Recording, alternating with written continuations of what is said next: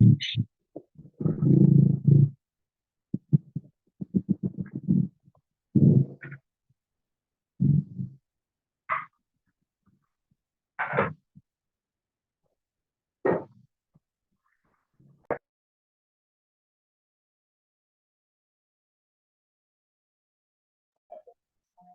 assalamualaikum teman-teman. Nah, mari kita mulai ya untuk perkuliahan keperawatan kritis hari ini. Nah, saya sebagai moderator, akan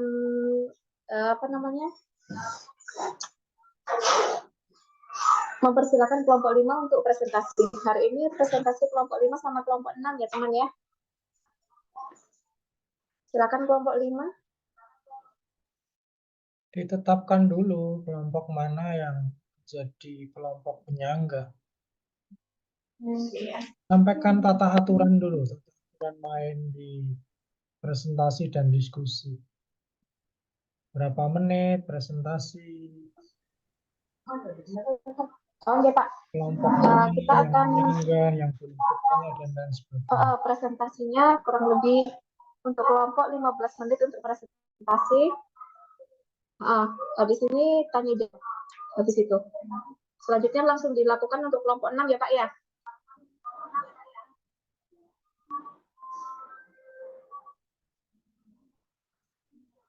Silakan kelompok 5 boleh di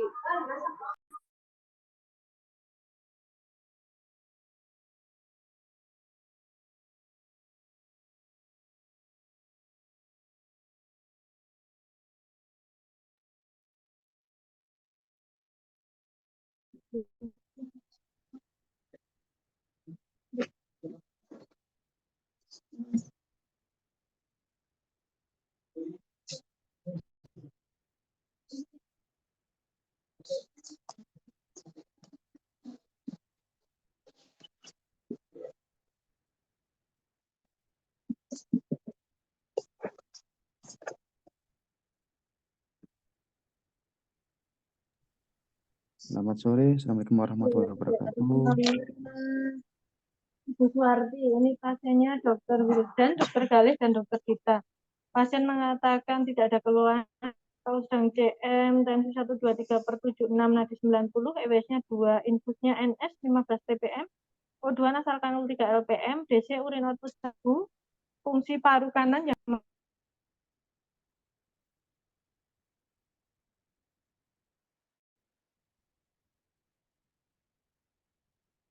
Selamat sore teman-teman. Selamat sore. Assalamualaikum warahmatullahi wabarakatuh. Assalamualaikum warahmatullahi wabarakatuh. Kami dari kelompok 5, terima kasih atas kesempatan dan waktunya. Kami dari kelompok 5 yang terdiri dari Mbak Anissa Febriani Pakpahan, Mbak Helen Lonia Winberry, saya sendiri Yanur Harisandi, dan Mbak Rizky Putri Utami akan memperkenalkan personil perawatan kritis pada pasien dengan akut koroner sindrom atau sindrom koroner akut dan conggestive heart failure atau gagal jantung.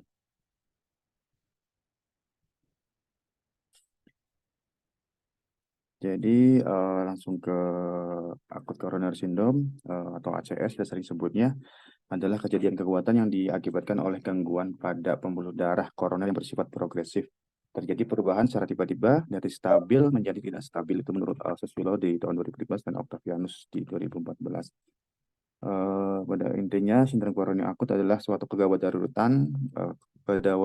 daruratan jantung dengan manifestasi klinik berupa perasaan tidak enak di dada atau gejala-gejala lain sehingga akibat dari iskemik miokard.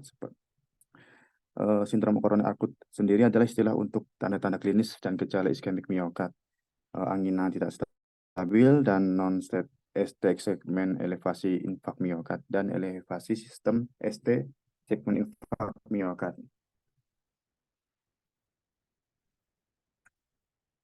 Jadi sindrom koroner akut itu terdiri ada 3 menurut Mulyadi di 2015, yaitu STEMI atau ST elevasi miokard infark, non-STEMI atau non-ST elevasi miokardinal, dan unstable angina pectoris. Yang pertama adalah ST elevasi miokard infarct atau STEMI. Kita sering sebutnya STEMI atau AMI.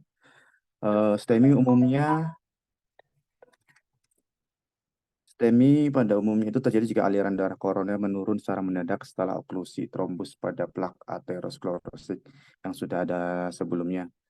Stenosis arteri koroner berat yang berkembang secara lambat biasanya tidak memicu STEMI karena berkembangnya banyak kolateral sepanjang waktu. STEMI terjadi jika trombus arteri koroner terjadi secara cepat pada injuri vaskuler, di mana injuri ini dicetuskan oleh faktor-faktor seperti merokok, hipertensi, dan akumulasi lipid.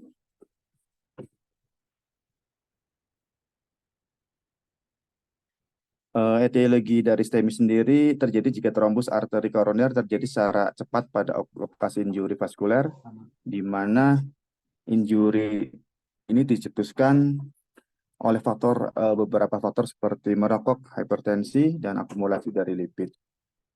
Di antaranya itu adalah penyempitan arteri koroner non-sklerosik, penyempitan aterosklerotik, trombus, plak aterosklerotik, lambatnya aliran darah di daerah plak atau oleh viscerasi plak, peningkatan kebutuhan oksigenasi miokardium, penurunan darah koroner melalui yang menyempit, terus penyempitan arteri oleh perlambatan jantung selama tidur, spasme otot segmental pada arteri kejang otot. Untuk patofisiologi sendiri, STEMI terjadi jika aliran darah koroner menurun secara mendadak setelah terjadi oklusi trombus pada plak yang aterosklerotik yang sudah ada sebelumnya. STEMI terjadi jika trombus arteri koroner terjadi secara cepat pada lokasi injuri vaskuler. Infark terjadi jika plak aterosklerosis mengalami fisur, ruptur, atau ulcerasi, dan jika kondisi lokal atau sistemik memicu trombogenesis, sehingga terjadi trombus mural pada lokasi ruptur yang mengakibatkan oklusi arteri koroner. Infark miokard yang disebabkan trombus arteri koroner dapat mengenai endokardium sampai ke epikardium. Disebut ada infark transmural, namun bisa juga hanya mengenai daerah subendokardial, disebut infark subendokardial. Kerusakan miokard ini dari endokardium ke epikardium menjadi komplit dan irreversibel dalam 3-4 jam. Meskipun nekrosis miokard sudah komplit, proses remodeling miokard yang mengalami injuri terus berlanjut sampai beberapa minggu atau bulan karena daerah infark meluas dan daerah non-infark mengalami dilatasi. Ini ada contoh gambarnya. Untuk manifestasi klinis atau tanda dan gejala yang terjadi pada pasien dengan STEMI atau infark, ada keluhan utama yang klasik seperti nyeri dada sentral yang berat, seperti rasa terbakar, rasa panas, terus dada rasa seperti ditindih benda berat, seperti ditusuk, rasa diperas atau dipelintir, tertekan yang berlangsung lebih dari 20 menit, tidak berkurang dengan pemberian nitrat. Gejala yang menyertai biasanya pasien itu berkerak dingin, pucat, mual, sulit bernafas, cemas, dan lemas. Kadang nyeri membaik atau menghilang dengan istirahat atau obat nitrat. Kelainan lain biasanya terjadi aritmi, henti jantung atau gagal jantung akut. Bisa atipik, bisa pada manula, bisa kolaps atau bingung. Pada pasien diabetes, perburukan status metabolik atau gagal jantung bisa. Untuk komplikasi pada pasien dengan STEMI biasanya terjadi disfungsi ventrikuler, gangguan hemodinamik, gagal jantung, shock kardiogenik, perluasan infark miokard, emboli sistemik atau pulmonal, perikarditis, ruptur ventrikel maksudnya, otot papilar, kelainan septal ventrikel, disfungsi katup, aneurisme ventrikel, sampai sindrom infark pasca miokarditis. Yang kedua, non-ST elevasi myocard infarction atau kita sebut NSTEMI. NSTEMI sendiri adalah infark miokard akut tanpa elevasi ST yang terjadi dengan mengembangkan oklusi lengkap arteri koroner kecil atau oklusi parsial arteri koroner utama yang sebelumnya terkena arteriosklerosis. Hal ini biasanya menyebabkan kerusakan ketebalan parsial otot jantung. Dari jumlah NSTEMI sendiri biasanya sekitar 30% dari semua serangan jantung. Pada prinsipnya, gejala atau manifestasi klinis yang terjadi pada NSTEMI itu hampir mirip dengan gejala yang terjadi pada STEMI atau UAP juga. Cuma bedanya itu ada ditandai dengan di cardiac marker. Untuk STEMI sendiri, dia ada kenaikan ST elevasi, segmen ST elevasi. Sedangkan non-STEMI ini, NSTEMI, tidak ada kenaikan ST elevasi, biasanya ditandai dengan ST depresi. Tapi sama-sama pada cardiac markernya positif.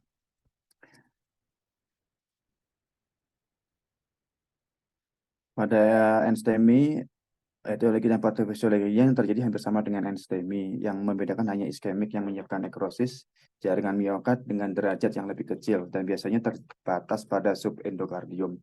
Sehingga muncul pada gambaran EKG, lead 12 EKG-nya tanpa elevasi. Begitu juga dengan manifestasi klinisnya, penalasannya, faktor risiko, komplikasi antara NSTEMI dan STEMI hampir mirip. Yang ketiga, unstable angina pectoris atau UAP. Angina pectoris sendiri didefinisikan sebagai perasaan tidak enak, tidak nyaman di dada ya atau chest discomfort akibat iskemik miokard. Perasaan tidak enak di dada ini biasanya berupa nyeri, rasa terbakar atau rasa tertekan, kadang-kadang tidak dirasakan di dada, melainkan di leher atau di rahang bawah, bahu, bahkan bisa ada di ulu hati. Angina pectoris adalah hasil dari iskemik miokard yang disebabkan oleh ketidakseimbangan antara suplai darah miokard dan kebutuhan oksigen. Ini adalah gejala umum, biasanya ada nyeri dada pada pasien dengan coronary artery disease atau penyakit arteri koroner. Yang tergolong dalam unstable angina pectoris adalah nyeri dada yang munculnya tidak tentu, dapat terjadi pada penderita sedang melakukan kegiatan fisik atau dalam keadaan istirahat, dan gejalanya bervariasi tergantung bentuk, besar, kecil, dan keadaan trombusnya. Biasanya dia dengan nitrat atau dengan istirahat dia akan rilis sendiri, dia punya nyeri dadanya. Untuk etiologinya, penurunan suplai darah miokard akibat meningkatnya resistensi koroner dalam jumlah besar dan arteri koroner kecil. Untuk patofisiologinya, iskemik miokard berkembang ketika aliran darah koroner menjadi tidak memadai untuk memenuhi miokard.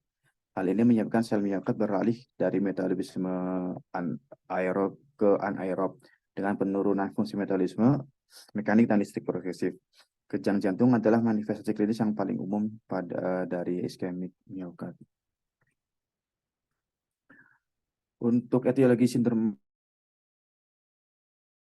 itu disebabkan terutama oleh arteriosklerosis, biasanya karena trombosis atau plak perdarahan. Pemicu utamanya itu untuk trombus koroner dianggap ruptur plak yang disebabkan oleh pembubaran tutup berserat. Pembubaran itu sendiri menjadi hasil dari pelepasan metaloproteinase atau kolagenase dari sel-sel inflamasi yang diaktifkan diikuti oleh aktivasi platelet dan agregasi, aktivasi jalur koagulasi, dan vasokonstriksi. Proses ini akan memuncak dalam trombosis intraluminal koroner dan derajat variabel oklusi vaskular, dan embolisasi distal dapat terjadi. Keparahan dan durasi dari obstruksi arteri koroner, volume miokard terpengaruh, tingkat permintaan pada jantung meningkat, dan kemampuan dari sisa jantung untuk mengkompensasi merupakan penentu utama dari presentasi klinis pasien dan hasilnya. Untuk faktor resiko, ini ada dua kategori, faktor resiko yang tidak dapat dimodifikasi dan faktor resiko yang dapat dimodifikasi. Untuk yang tidak dapat dimodifikasi ada umur, jenis kelamin, suku bangsa, dan warna kulit, genetik. Rata-rata itu kejadian akut koroner sindrom terjadi pada laki-laki. Terus untuk faktor yang dapat dimodifikasi, hipertensi, hiperlipidemia, merokok, diabetes mellitus, kegemukan, kurang olahraga atau kurang aktivitas, serta konsumsi kontrasepsi oral.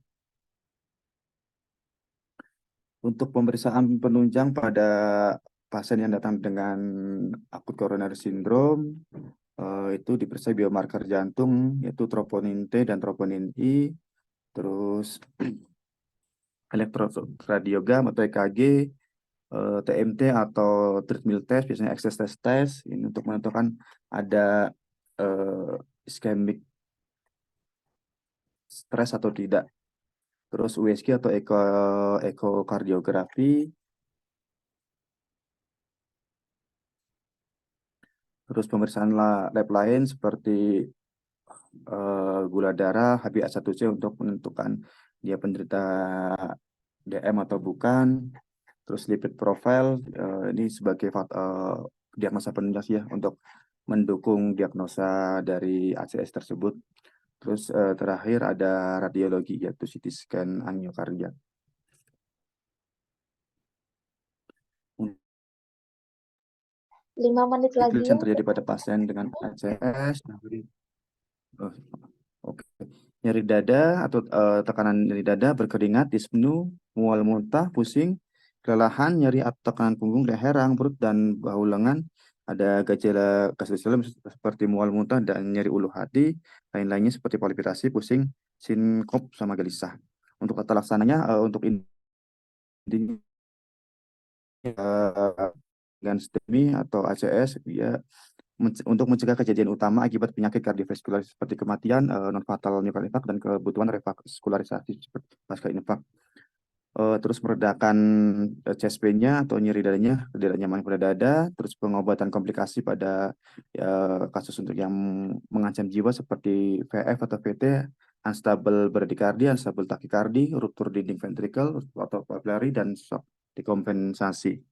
Untuk obat-obatan sendiri untuk penanganan pertama pada fase akut, obat yang digunakan adalah aspirin dan clopidogrel atau kita sering sebut DAPT atau double antiplatelet. Terus oksigen, nitrogliserin, opiat atau morfin jika nyeri dadanya tidak berkurang dengan nitrogliserin. Terus trombolitik atau fibrinolytik terapi, heparin. Pada penggunaan nitrogliserin ada beberapa hal yang harus diperhatikan. Pada inferior atau right ventricle infarct, pada pasien dengan hipotensi, bradikardi, dan takikardi setelah penggunaan inhibitor fosfodiesterase atau kita sebut sebagai obat. Tujuan utamanya itu untuk pasien STEMI, untuk PCI harus dilakukan dalam waktu 90 menit sejak kontak medis pertama, dan pemberian fibrinolytik harus dimulai 30 menit setelah kedatangan pasien di unit gawat daruratnya. Untuk pemberian terapi reperfusi atau fibrinolytik efektif pada waktu 12 jam setelah muncul gejala atau onsetnya. Terus pasien juga disarankan harus bed rest total untuk penanganan selanjutnya. Ini pathway-nya, ini sebenarnya ada beberapa algoritma ACS. Kita langsung ke gagal jantung atau congestive heart failure. CHF sendiri merupakan suatu kondisi patofisiologi yang disebabkan karena adanya bendungan kongesti di paru atau perdarahan yang disebabkan karena jantung tidak mampu membawa darah yang beroksigen secara cukup untuk memenuhi kebutuhan metabolisme jaringan. Untuk etiologinya, kelainan otot jantung, aterosklerosis koroner, hipertensi sistemik atau fibrinosis pulmonal, peradangan atau penyakit miokard degeneratif, dan penyakit jantung lainnya. Untuk klasifikasinya ada 4, kelas 1, 2, 3, dan 4. Nanti ada sendiri-sendiri. Terus untuk patofisiologinya, mekanisme yang mendasari gagal jantung meliputi menurunnya kemampuan kontraktilitas jantung sehingga darah yang dipompa pada setiap kontraksi menurun dan menyebabkan penurunan darah keseluruhan tubuh. Apabila suplai darah tidak lancar ke paru-paru, menyebabkan penimbunan cairan di paru-paru yang dapat menurunkan pertukaran oksigen dan karbon dioksida antara udara dan darah di paru-paru. Sehingga oksigenasi arteri berkurang dan jadi peningkatan karbon dioksida yang akan membentuk asam di dalam tubuh. Situasi ini akan memberikan suatu gejala sesak nafas, ortopneu, terjadi apabila aliran darah dari ekstremitas meningkatkan aliran balik vena ke jantung dan paru-paru. Suplai darah yang kurang di daerah otot atau kulit menyebabkan kulit menjadi pucat dan dingin serta gejala letih, lemah dan lesu. Untuk penata laksananya, pemberian oksigen, first line drug-nya itu ada diuretik, second line-nya itu ada ACE inhibitor. Untuk terapi non farmakologinya, untuk gagal jantung kronik yang meningkatkan oksigenasi aja dengan pemberian oksigen dan menurunkan konsumsi oksigen melalui istirahat dan pembatasan aktivitas, diet pembatasan natrium, menghindari obat-obat yang memperparah seperti NSAID karena efek prostaglandinya pada ginjal menyebabkan tertensi air dan natrium, pembatasan cairan dan olahraga secara teratur. Untuk Satu menit kongestif lagi untuk yang kelompok. akut, oke. Untuk oksigenasi yang akut oksigenasi pemeriksaan cairan, kita langsung ke maaf. Untuk pengkajiannya kita perlu kedua pengajian, yaitu pengajian primer dan sekunder. Untuk pengajian primer airway, breathing, sirkulasi, disability, dan experience seperti biasa ABC. Untuk pengkajian sekunder, identitas klien, keluhan utama, riwayat penyakit, pemeriksaan fisik, dan lain-lain. Untuk diagnosa keperawatan yang dapat diambil dari kedua penyakit ini, ada nyeri berhubungan dengan agen cedera iskemik, jaringan sekunder terhadap sumbatan arteri koroner, terus hipervolemia berhubungan dengan gangguan mekanisme regulasi, intoleran aktivitas, berhubungan dengan ketidakseimbangan antara suplai dan kebutuhan oksigen, terus ansietas berhubungan dengan krisis situasional. Selanjutnya, risiko penurunan curah jantung berhubungan dengan perubahan kontraktilitas. Terus ada gangguan pertukaran gas berhubungan dengan ketidakseimbangan ventilasi perfusi, dan perfusi perifer tidak efektif berhubungan dengan penurunan aliran arteri dan atau vena. Terus dapat juga hipovolemia berhubungan dengan kegagalan mekanisme regulasi. Untuk intervensi dan implementasi mungkin bisa dibaca di buku SDKI. Karena keterbatasan waktu. Sekian dari kelompok 5. Terima kasih. Jika ada pertanyaan, silakan diketik di kolom chat atau nanti ditanyakan langsung pada kami. Terima kasih atas perhatiannya. Selamat sore. Wassalamualaikum warahmatullahi wabarakatuh. Terima kasih untuk kelompok 5. Teman-teman, apakah ada yang mau dipertanyakan untuk kelompok 5?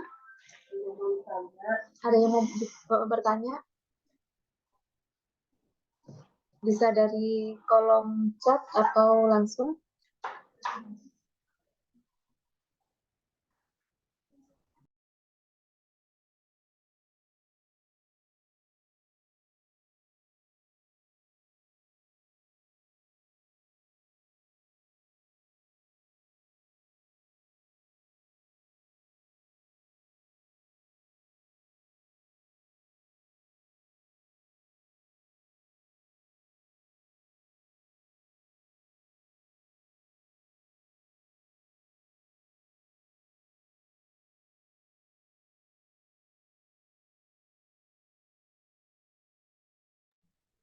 Bila ada yang bertanya, boleh di kolom chat.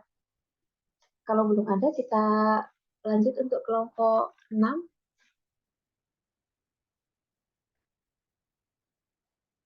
Silakan kelompok 6 untuk dipresentasikan.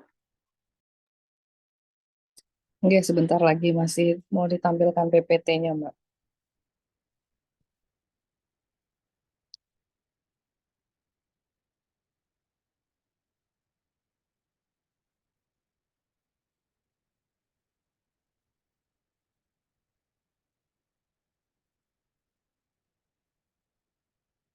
Assalamualaikum warahmatullahi wabarakatuh.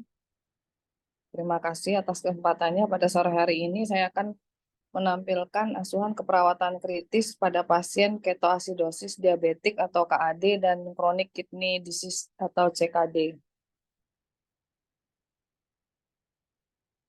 Lanjut. Next.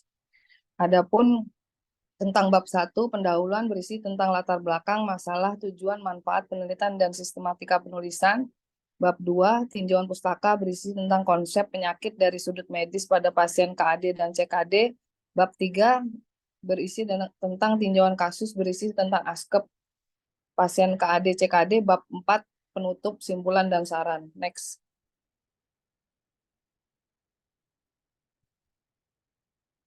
Next.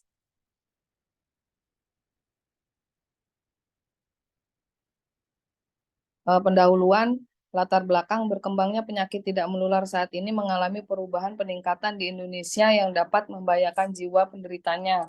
Salah satunya adalah ketoasidosis dan penyakit ginjal kronis.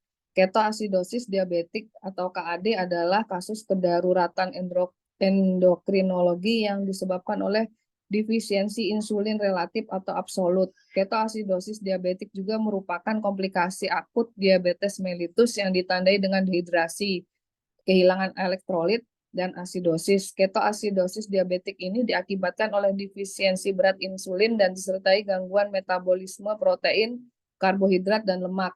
Keadaan ini merupakan gangguan metabolisme yang paling serius pada diabetes ketergantungan insulin. Sedangkan gagal ginjal adalah kasus penurunan fungsi ginjal yang terjadi secara akut atau kambuhan maupun kronis atau menahun. Penyakit ginjal dijuluki sebagai silent disease karena sering kali tidak menunjukkan tanda-tanda peringatan dan tidak terdeteksi, akan memperburuk kondisi penderita dari waktu ke waktu. Perawat sebagai salah satu profesi nakes berperan serta dalam melakukan peran keperawatan pada pasien KAD dan CKD. Salah satunya yaitu memberikan ASKEP yang diberikan secara langsung pada pasien yang memenuhi kebutuhan pasien baik secara biologi, psikologi, sosial, dan spiritual. Next.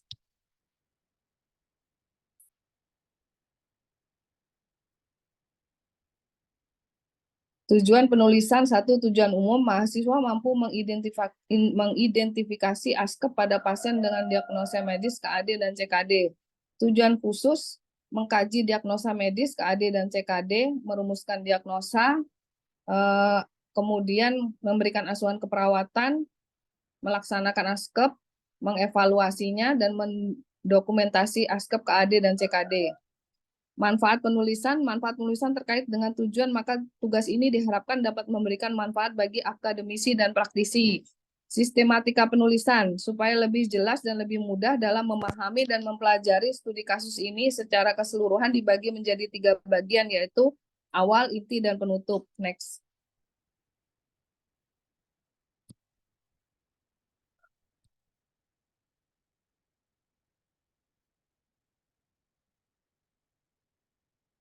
Tinjauan pustaka, konsep penyakit KAD, pengertian, diabetes ketoasidosis adalah suatu kondisi di mana terjadi akibat adanya defisiensi insulin yang bersifat absolut dan terjadi peningkatan kadar hormon yang berlawanan dengan insulin. Ketoasidosis diabetik adalah keadaan dekompensasi kekacauan metabolik yang ditandai oleh trias, yaitu hiperglikemi, asidosis, dan ketosis. Etiologi KAD dapat disebabkan beberapa hal berikut ini. Insulin tidak diberikan atau diberikan dengan dosis yang dikurangi, keadaan sakit atau infeksi, manifestasi pertama pada penyakit diabetes tidak terdiagnosis dan tidak diobati. Patofisiologinya, apabila jumlah insulin berkurang, jumlah glukosa yang memasuki sel akan berkurang juga. Di samping itu, produksi glukosa oleh hati menjadi tidak terkendali. Kedua faktor ini akan menimbulkan hiperglikemi. Dalam upaya untuk menghilangkan glukosa yang berlebihan dari dalam tubuh, ginjal akan mengekskresikan glukosa bersama-sama air dan elektrolit seperti natrium dan kalium. Diuresis osmotik yang ditandai oleh urinasi yang berlebihan atau poliuri akan menyebabkan dehidrasi dan kehilangan elektrolit. Penderita ketoasidosis diabetes yang berat dapat kehilangan kira-kira 6,5 liter air sampai 400 hingga 500 MEq natrium, kalium, dan klorida selama periode waktu 24 jam. Next.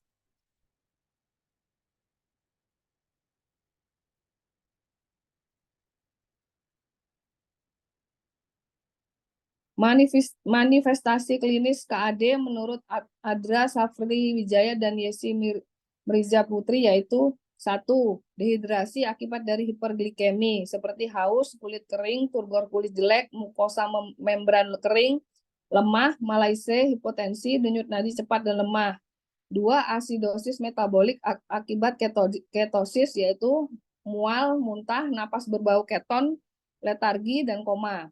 3. Manifestasi lain seperti nyeri abdomen, napas kusmaul.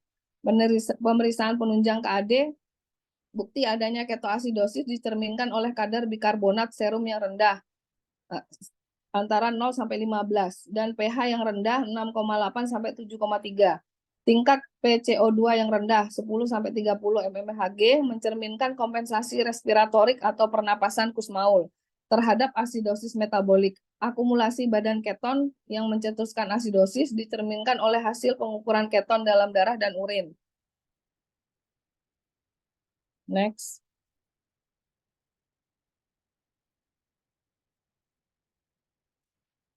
Pemeriksaan diagnostik KAD sebagai berikut. 1. Gula darah meningkat antara 200 sampai 100 mg per dl atau lebih. 2. Asetan plasma keton positif secara mencolok. 3. Asam lemak bebas, kadar lipid dan kolesterol meningkat. Lipid 600 sampai 100 mg dan kolesterol 150 sampai 200. 4. Osmolitas serum meningkat dari biasanya kurang dari 330 5. Elektrolit. Natrium mungkin normal meningkat atau menurun. Kalium meningkat semua, perpindahan seluler selanjutnya akan menurun. Fosfat lebih sering menurun. 6. Gas darah arteri biasanya menunjukkan pH dan penurunan HCO3 asidosis metabolik dengan kompensasi alkalosis respiratorik. 7. Trombosit darah HT mungkin meningkat, yaitu dehidrasi, leukosit, hemokonsentrasi merupakan respon terhadap stres dan infeksi. 8. Ureum kreatinin mungkin meningkat atau dehidrasi atau penurunan fungsi ginjal. 9. Pemeriksaan fungsi tiroid peningkatan aktivitas hormon tiroid dapat meningkatkan glukosa darah dan kebutuhan akan insulin. 10. Urin, gula, dan aseton positif, berat jenis dan osmolalitas mungkin meningkat. Kultur dan sensitivitas kemungkinan adanya infeksi pada saluran kemih, infeksi pernapasan, dan infeksi pada luka. Next. Konsep penyakit CKD, pengertian menurut Smeltzer dan Baer 2015, CKD atau gagal ginjal kronis merupakan gangguan fungsi renal yang progresif dan irreversible, di mana kemampuan tubuh gagal untuk mempertahankan metabolisme dan keseimbangan cairan dan elektrolit sehingga terjadi uremia atau retensi urea dan sampah nitrogen lain dalam darah. Kidney Disease Outcomes Quality Initiative atau KDO-QI, CKD merupakan kerusakan ginjal yang terjadi dengan penurunan GFR, yaitu glomerular filtration rate kurang dari 60 ml per 1,73 meter selama lebih dari 3 bulan. Etiologi, Priest dan Wills mengkategorikan ada 8 kelas yang menjadi penyebab tersering dari penyakit CKD, yaitu 1. Penyakit tubulointerstisial, penyakit peradangan glomerulonefritis, penyakit vaskular hipertensif seperti nefrosklerosis benigna, nefroklerosis maligna, dan stenosis arteri renalis. 4. Gangguan jaringan ikat seperti lupus eritematosus sistemik, polyarteritis nodosa, dan sklerosis sistemik progresif. 5. Penyakit kongenital dan herediter seperti penyakit ginjal polikistik dan asidosis tubulus ginjal. 6. Gangguan metabolik yang dapat mengakibatkan CKD antara lain DM, gout, hiperparatiroidisme, dan amyloidosis. 7. Netropati toksik akibat penyalahgunaan analgesik dan netropati timah. 8. Netropati obstruksi traktus urinarius bagian atas atau bawah. Next. Patofisiologi pada awalnya tergantung pada penyakit yang mendasarinya, tapi dalam perkembangan selanjutnya proses yang terjadi kurang lebih sama. Penyakit CKD dimulai pada fase awal gangguan keseimbangan cairan, penanganan garam, serta menimbulkan zat-zat sisa masih bervariasi dan bergantung pada ginjal yang sakit. Manifestasi klinis CKD menurut Smeltzer antara lain hipertensi karena akibat retensi cairan dan natrium dari aktivitas sistem renin-angiotensin dan aldosteron. Gagal jantung kongestif dan udem pulmoner akibat dari berlebihan atau perikarditis akibat iriotasi pada lapisan perikardial oleh toksik, pleuritis, anoreksia, mual, muntah, cegukan, kedutan otot, kejang, perubahan tingkat kesadaran, tidak mampu berkonsentrasi. Pemeriksaan penunjang CKD di dalam memberikan pelayanan keperawatan, terutama intervensi, maka perlu pemeriksaan penunjang yang dibutuhkan baik secara medis atau kolaborasi antara lain pemeriksaan lab darah, urin, pemeriksaan jantung atau radia diagnostik.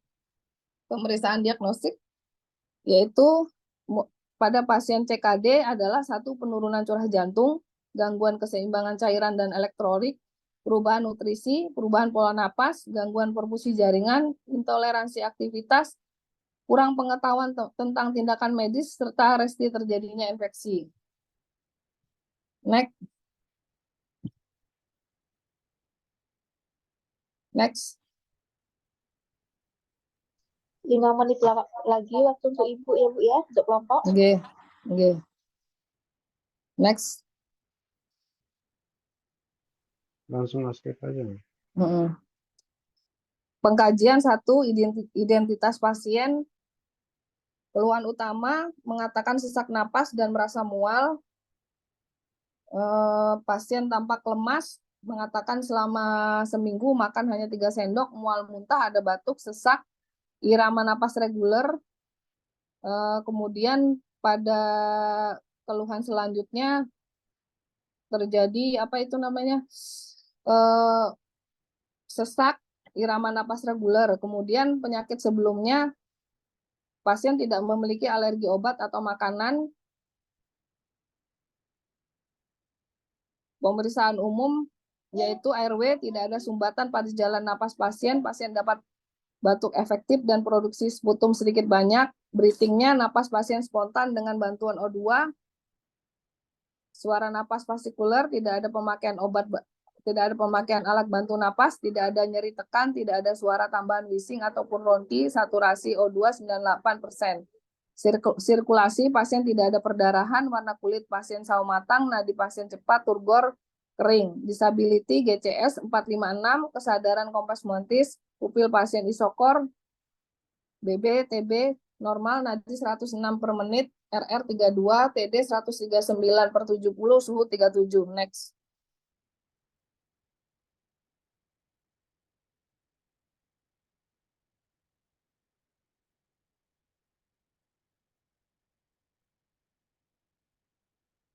Breathing pada sistem pernapasan didapatkan napas spontan dengan bantuan O2, simple mass 8 LPM, tidak tampak pernapasan cuping hidung, bentuk dada normochest, pergerakan dada simetris, tidak ada jejak pada dada, irama napas reguler, suara napas vesikuler, dan tidak ada pemakaian alat bantu napas. Respirasi 32 kali per menit, tachypnea, pasien batuk efektif dan produksi sputum, tidak ada, nyeri tekan, fremitus vokal traba, suara perkusi antara sonor, tidak ada suara napas tambahan wheezing atau ronki, PCO2 33 mmHg atau menurun, PO2 248 mmHg, pH 7,36, FiO2 61%. Blood pada sistem kardiovaskuler didapatkan pergerakan dada simetris, tidak ada sianosis. Pasien mendapatkan terapi infus di tangan kanan dan cairan infus NaCl 3% 500 cc per 24 jam, tidak ada pembesaran kelenjar getah bening, ictus cordis raba pada ICS 4-5, mid clavicula sinistra, nyeri dada tidak ada, akral hangat kering, ada udem pada tangan dan kaki kanan maupun kiri, terdapat distensi vena jugularis, bunyi jantung S1, S2 tunggal, irama jantung reguler pada pemeriksaan lab yaitu GDA 983 mg per dl, kreatinin serum 2,9 mg per dl, kalium 8,1 reguler. Pada pemeriksaan lab selanjutnya hari berikutnya 983 GDA 983 mg per dl, kreatinin serum 2,9 mg per dl, kalium 8,1. Pada tanggal berikutnya pemeriksaan GDA 126, kalium 4,2, natrium 143, kloridanya 109. Pemantauan selanjutnya kaliumnya 3,7, natriumnya 145, kloridanya 114. Dan brain pada sistem pernapasan didapatkan GCS 456, kesadaran kompos mentis, refleks fisiologis patella positif, kanan kiri, bisep kanan kiri positif, refleks patologis Babinski negatif, pasien mampu membedakan bau-bauan dengan baik. N2, lapang pandang pasien cukup baik. N3 pasien mampu mengangkat kelopak mata ke atas, refleks mengecil saat disenari. N4 pasien mampu menggerakkan bola mata ke atas dan ke bawah. N5 pasien mampu menggerakkan rahangnya. N6 pasien mampu menggerakkan bola mata ke lateral. N7 pasien mampu senyum dengan simetris. N8 pendengaran pasien baik sebelah kanan dan kiri. N9 pasien mampu 1 menit lagi waktu untuk kelompok. Oke, sebentar. Langsung Pasien analisa mampu data membedakan sebelumnya. rasa, refleks muntah baik, pasien mampu menggerakkan bahu, pasien dapat menjulurkan lidah. Next.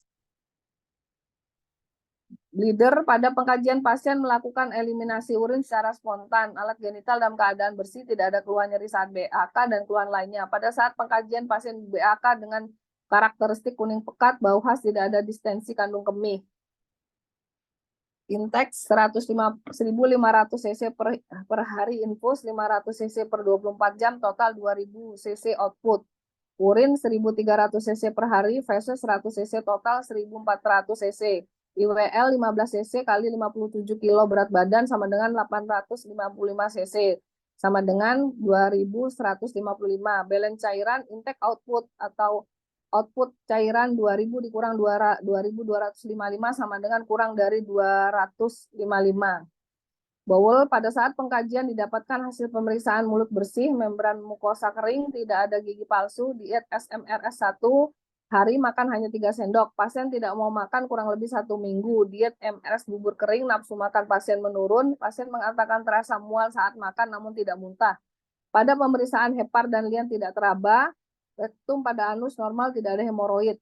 Bone atau tulang pada saat pengkajian pasien terdapat impus di tangan kanan, rambut warna hitam, tidak ada penjualan, kulit kepala bersih, turgor kulit kering, tidak ada sianosis, warna kulit sawo matang, tulang pasien tidak ada yang fraktur, kemampuan pergerakan bebas, tidak ada jejas di panggung dan di punggung, dan mobilitas dibantu oleh orang lain, kekuatan otot dextra, sinistra sama-sama masing-masing 555. Yang bawah masing-masing 555.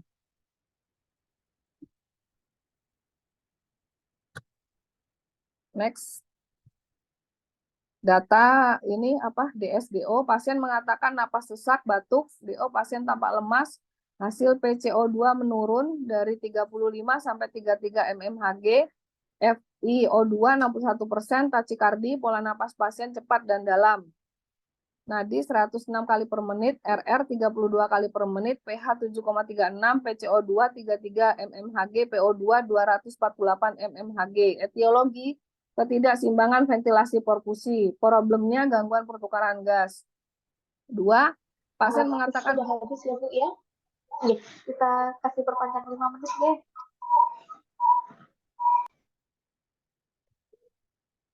bagaimana Bu? Waktu sudah habis Ibu, untuk kita tambahin waktunya.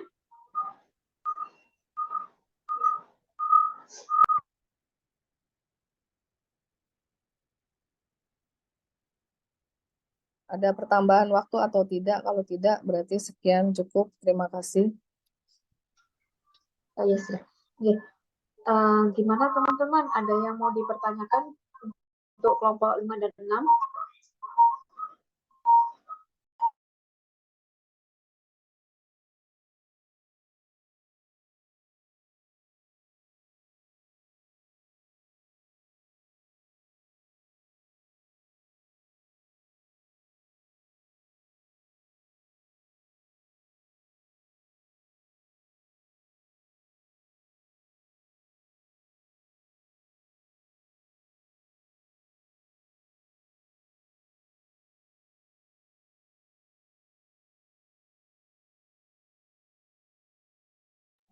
Teman-teman, kalau ada yang mau ditanyakan boleh di kolom chat atau tanya secara langsung.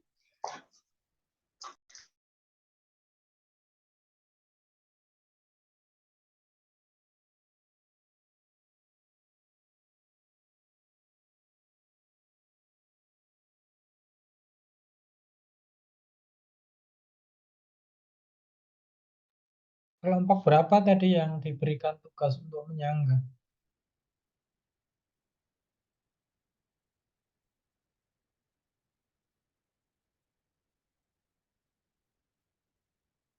Iya, Pak.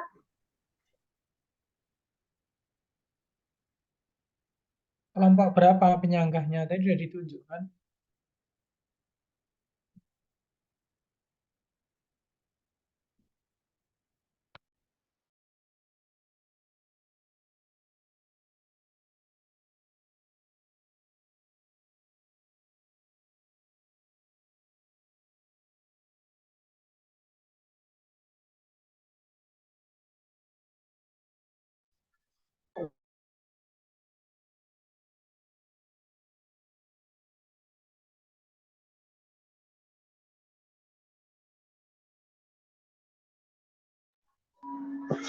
Belum ada, Pak.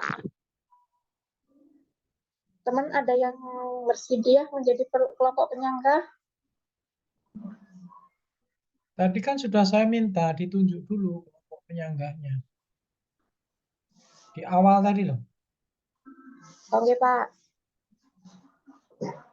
Kelompok 1 bisa jadi penyangga ya, teman ya.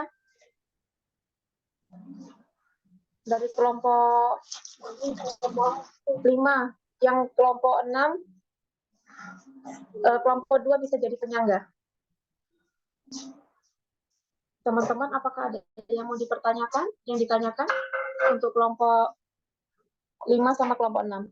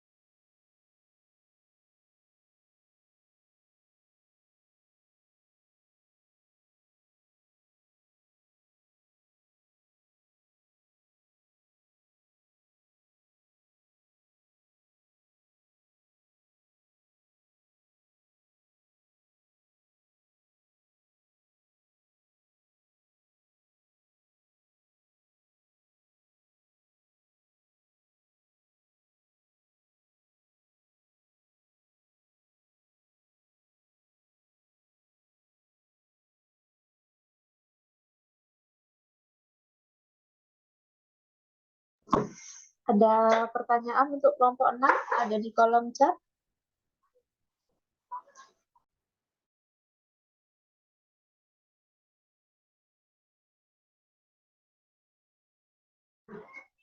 Ini. Pertanyaan dari Mbak Narwati. Selamat sore, izin bertanya untuk kelompok 6.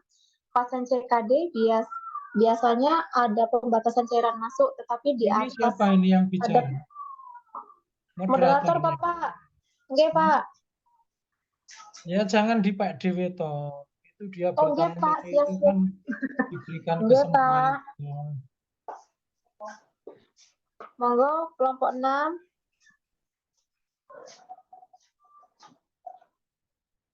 Ada pertanyaan dari kolom chat. Tolong diulang pertanyaannya, Mbak. Ada di kolom chat, Bu. Pertanyaan dari Mbak Narwati. Pasien CKD biasanya ada pembatasan cairan masuk. Yang bertanya Tetapi di mana? atas ada- Siapa yang bertanya itu? Minta itu Yang dikasih. bertanya Mbak Narwati, Pak. Untuk kelompok 6. Pasien CKD biasanya ada pembatasan cairan masuk. Mana? Orangnya mana yang tanya? Mbak Narwati mana, Mbak? Ada di kolom chat, Pak, pertanyaannya. Ya kan kesepakatannya diminta menyampaikan. Iya Pak, saya bertanya Pak, untuk pasien CKD biasanya kan ada batasan cairan, tetapi di atas ada saya lihat pemberian NaCl 3%. Minta penjelasannya Pak. Terima kasih. Terima kasih untuk pertanyaannya. Itu diberikan cairan itu 500 cc dalam 24 jam. Jadi tetap dibatasi. Jadi tidak maksudnya tetap diberikan cairan NaCl tapi tidak banyak-banyak. Hanya 500 mili per 24 jam. Sekian jawaban saya. Kalau ada yang mau nambahkan, Bapak dosen.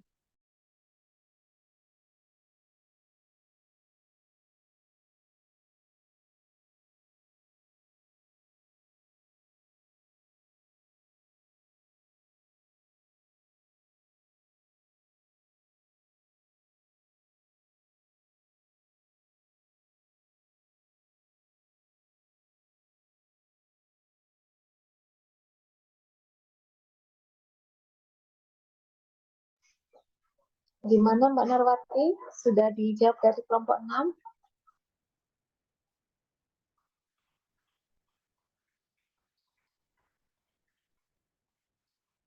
Apa cairannya harus NaCl 3%?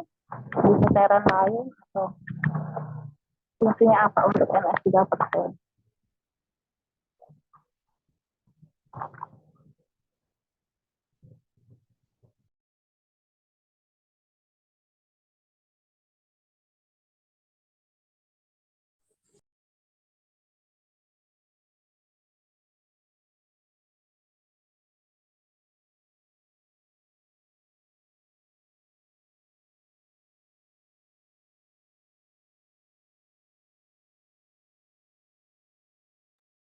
Dari kelompok lain bisa menjawab pertanyaan dari Mbak Narwati?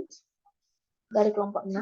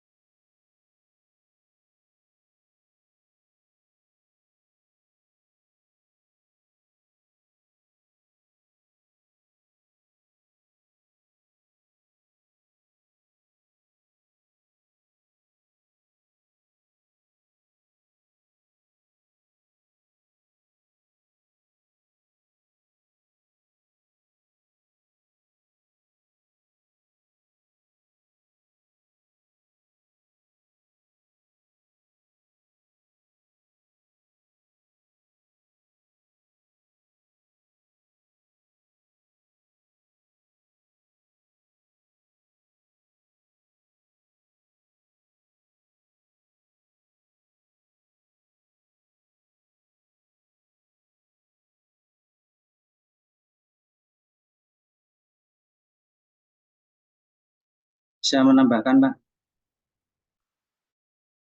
Iya Pak Puji, monggo Pak. Terima kasih atas waktunya. Gimana Pak? Dari Mbak Narwati tadi bertanya, pasien CKD biasanya ada pembatasan cairan masuk, tetapi di atas ada pemberian cairan NaCl 3%. Ini nambah saja, nanti kalau kurang jelas bisa diperjelas sama Bapak dosen.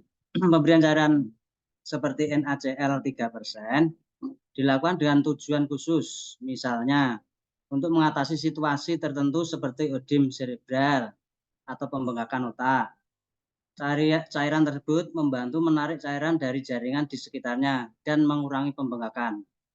Namun penting untuk mempertimbangkan kondisi spesifik pasien tersebut, yaitu status elektrolit dan tujuan pemberian cairan tersebut. Monitoring ketat terhadap respon pasien terhadap terapi dan pemantauan elektrolit, terutama natrium yang sangat diperlukan. Begitu Mbak, tambahan dari saya. Mungkin dari kelompok 5 juga ingin menambahkan. Terima kasih atas waktunya.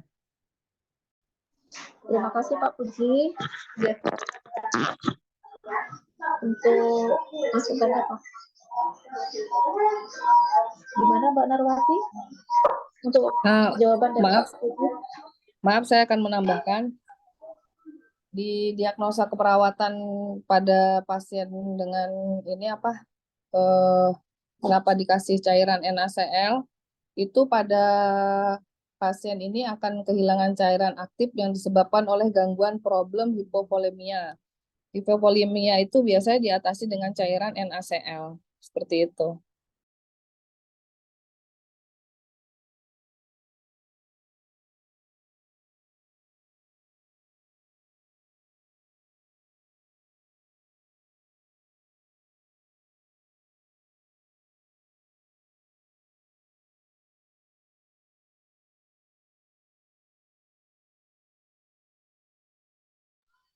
Apakah cukup Mbak Narwati jawaban dari kelompok? Cukup, Mbak Rate. Terima kasih penjelasannya. Sama Mbak. Ya. Ada pertanyaan lagi dari kolom chat untuk kelompok 6 dari Bapak Kristomi.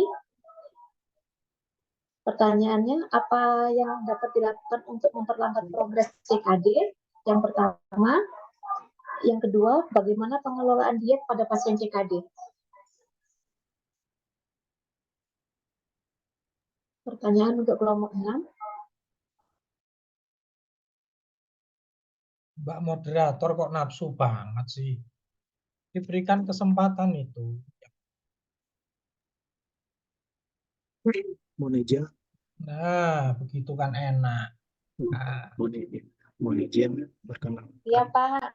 G, saya Kristiani dari kelompok 7. Ada 2 pertanyaan, Bapak Ibu, khususnya untuk kelompok 6. Pertanyaan pertama mungkin enggak bagaimana kedudukan pertanyaan pertama yang saya tanyakan, apa yang dapat dilakukan untuk memperlambat proses CKD. Yang kedua, bagaimana kedudukan dia pada pasien. Silakan 6 dia akan kita bisa.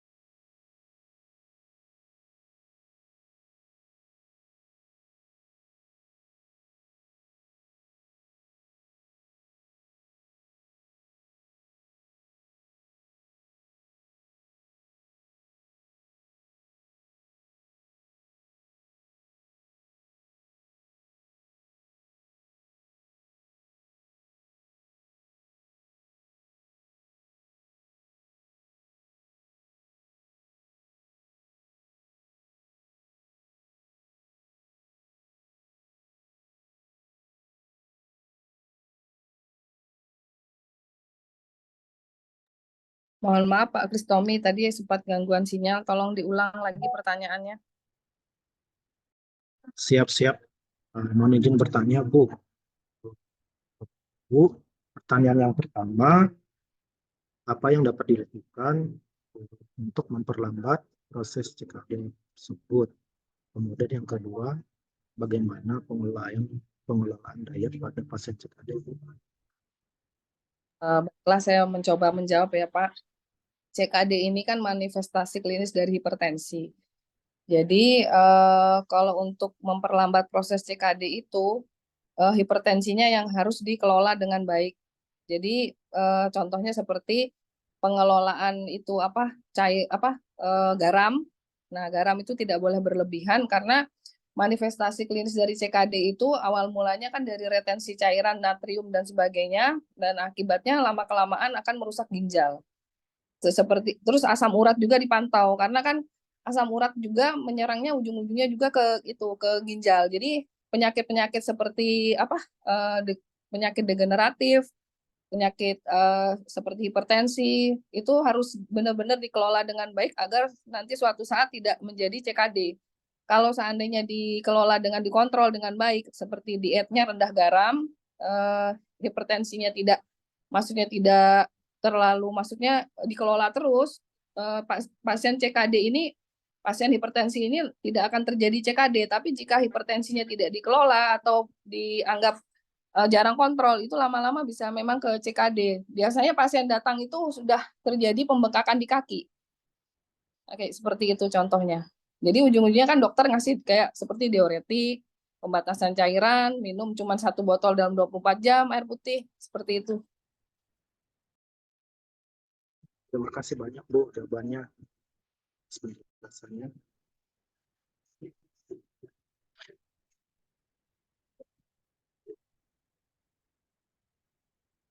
Itu berarti. Terima kasih Pak Kristomi. Yes.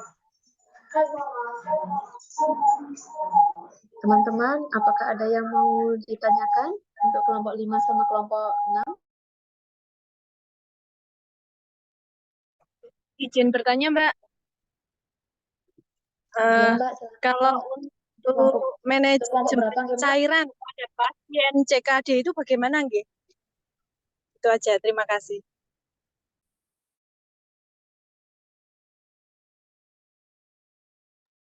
Maksudnya manajemen cairan pas sudah di rumah sakit atau rawat jalan atau gimana?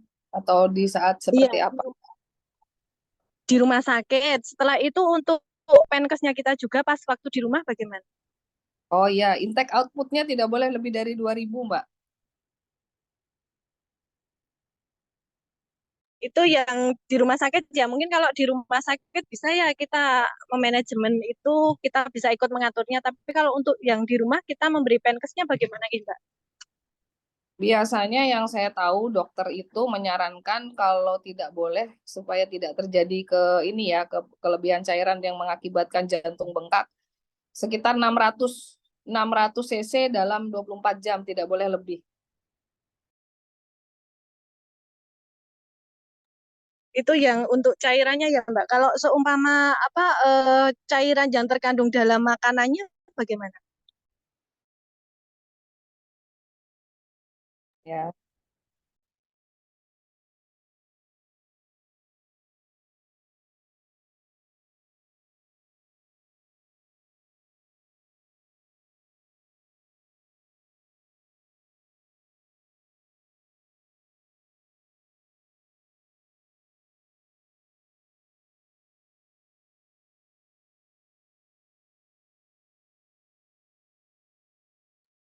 Teman-teman dari kelompok 6, ada yang bisa membantu menjawab atau ada masukan dari kelompok lain?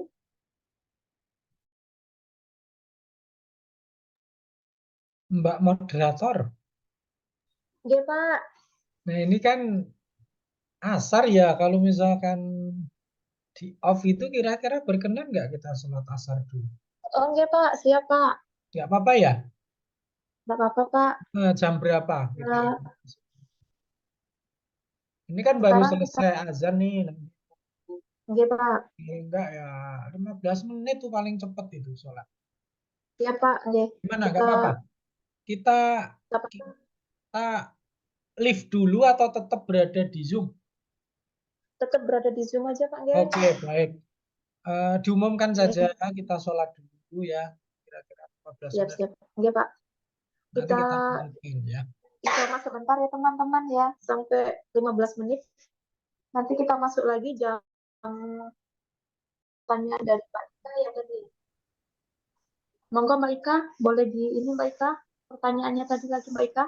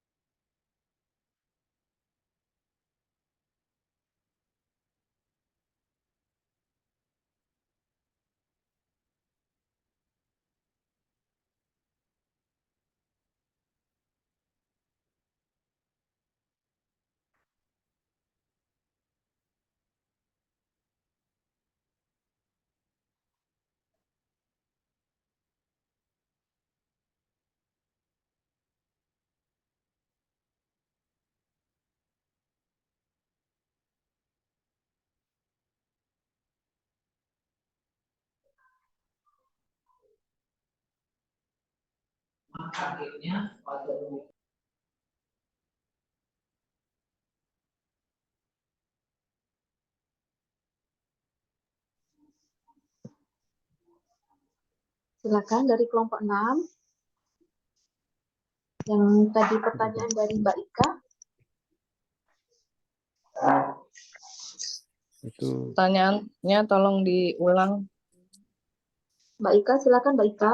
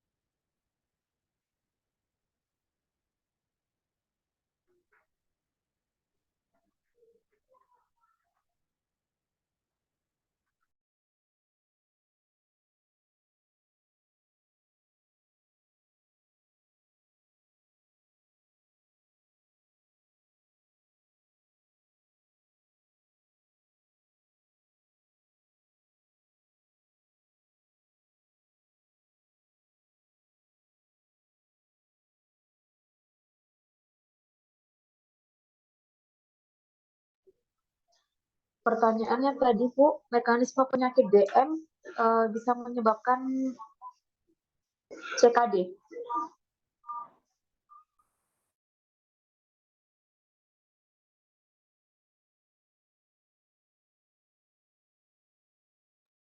CKD apa KAD? CKD, Mbak.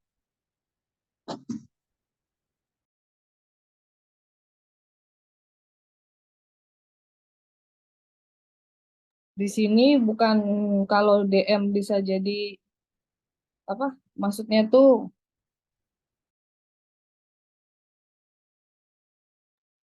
Izin mungkin yang tadi ditanyakan Mbak Ika Hesti perihal pembatasan cairan pada pasien CKD ya Mbak Ika ya.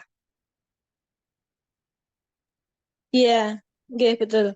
Maksudnya waktu pemberian penkesnya pasien pulang untuk di rumah. Kalau di rumah sakit kan kita mungkin bisa ya, cuman kalau di rumah itu bagaimana?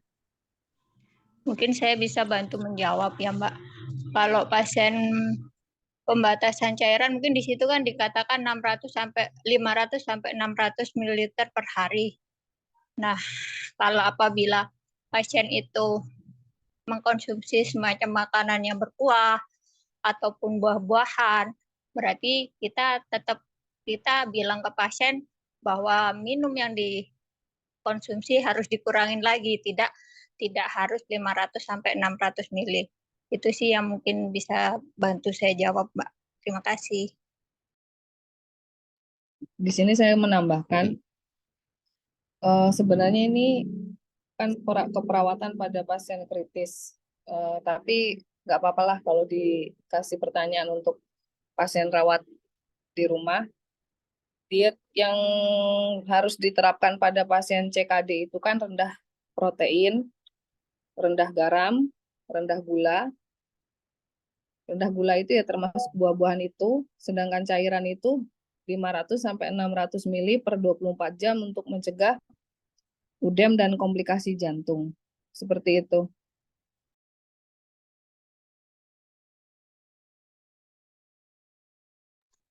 Oke, terima kasih Mbak. Ya, sudah cukup.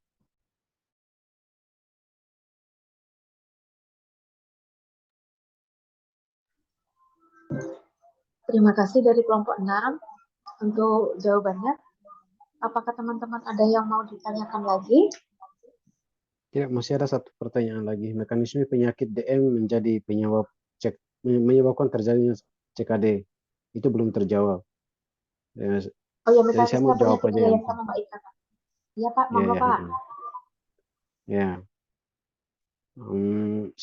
Sebenarnya DM itu menjadi salah satu penyebab juga ya terjadinya CKD karena diabetes mellitus kondisinya kadar gula darah kan biasa tinggi. Nah, seiring waktu kalau kadar gula darah selalu tinggi bisa merusak jutaan unit penyaringan kecil di dalam setiap ginjal, di mana tingginya kadar gula membuat ginjal bekerja lebih ekstra keras lagi untuk membuang kelebihan kadar gula darah tersebut, sehingga bisa menyebabkan terjadinya kerusakan pada ginjal, kondisi ginjal. Saya kira itu yang perlu saya jawab. Terima kasih.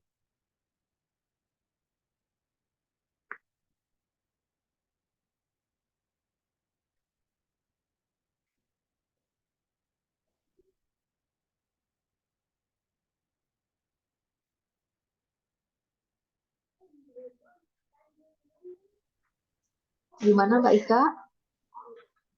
Untuk jawaban dari kelompok 6? Ya, terima kasih Iya. Pak Joy. Ya. Terima kasih. Apakah teman-teman ada yang mau ditanyakan lagi?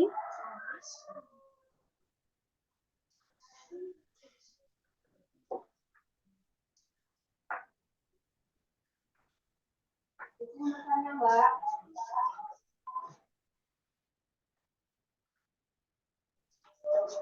Silakan buat nih, mau ditanyakan pada kelompok siapa, Bu? Iya, mau bertanya dengan kelompok yang presentasinya tentang keperawatan kritis TKD ya. Jadi kalau kita sebagai perawat yang di ruangan merawat pasien CKD, kira-kira hal-hal apa yang harus kita monitor pada pasien CKD agar pasien tidak mengalami kematian? Itu aja. Terima kasih.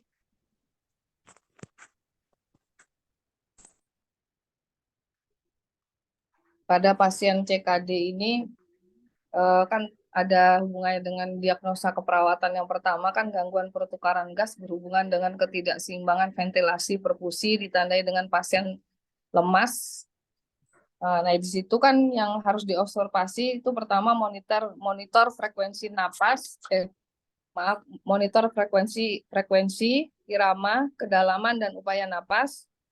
Yang kedua monitor pola napas seperti ada bradipnu, tacipnu, hiperventilasi atau kusmaul, jenis stok, BOT atau ataksis. Kemudian monitor kemampuan batuk efektif, monitor apakah ada sputum, monitor saturasi oksigen, monitor nilai AGD, kemudian kita dokumentasi hasil pemantauan tersebut. Itu yang memang paling utama kita pantau diagnosa utama pada pasien CKD.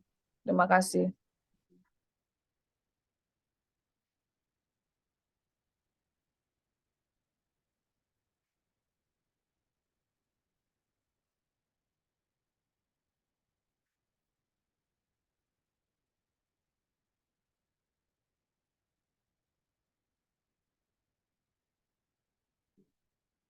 Iya, itu dari segi RW-nya ya Mbak.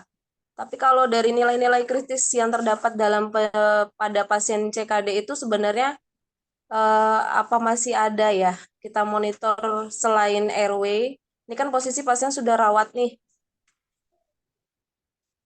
Selain dari segi vital sign, apa ada nilai kritis yang harus kita monitor?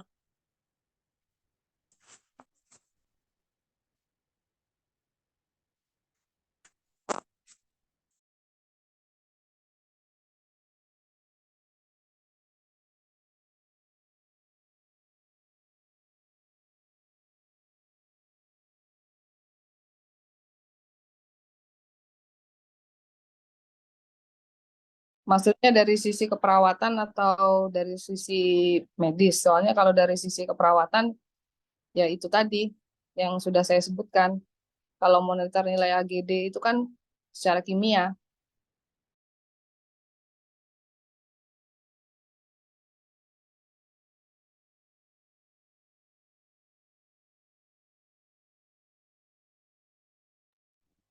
Oke Mbak, terima kasih. Cukup jawabannya.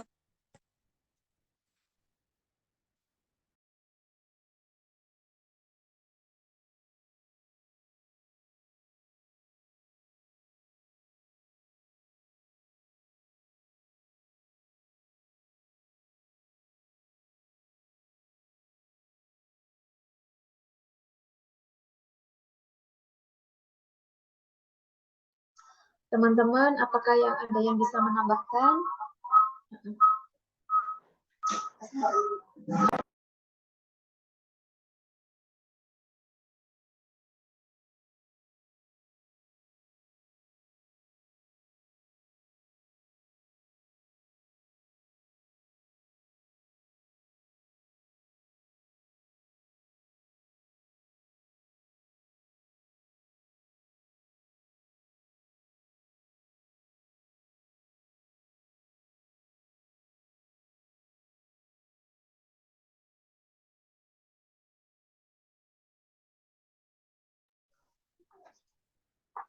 Apakah teman-teman ada yang mau dipertanyakan lagi? Ditanyakan?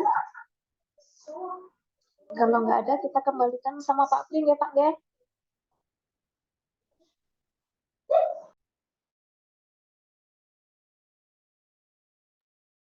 Beneran ini sudah dilemparkan ke saya. Oke Pak. Sudah selesai diskusinya. Oke Pak.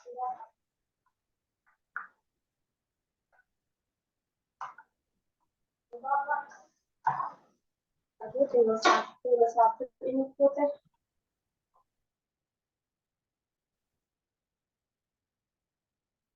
Saya belum mendengar itu tadi pembahasan KAD,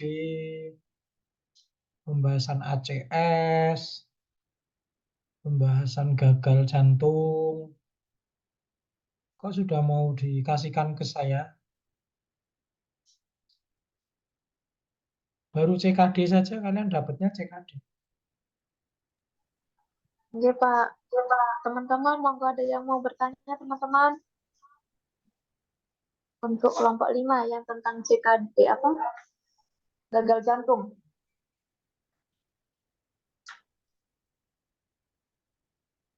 Minimal satu pertanyaan lah gitu. Sehingga kita bisa mengukur itu kalian kurangnya di mana.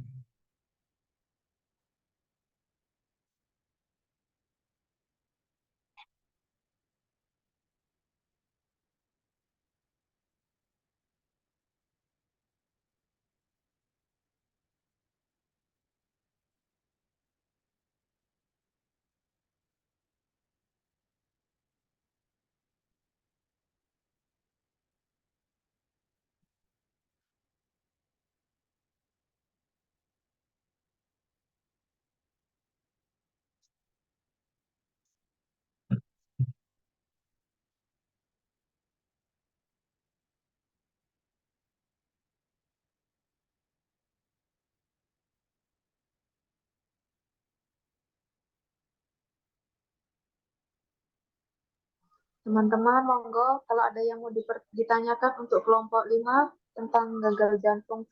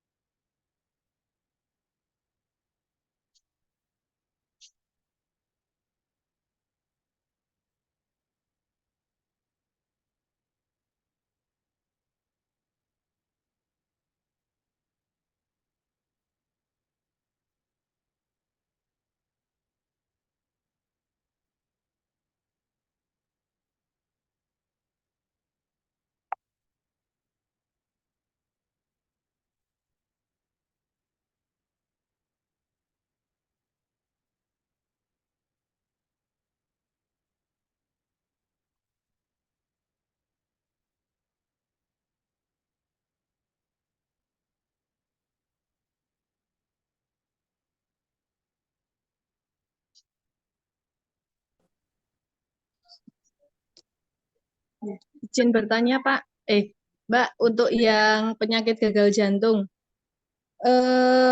bagaimana mekanisme sesak nafas yang terjadi pada pasien gagal jantung?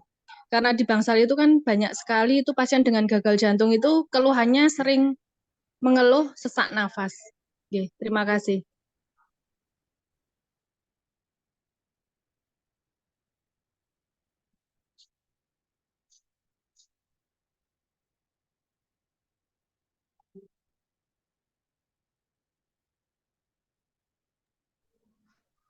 Monggo kelompok 5.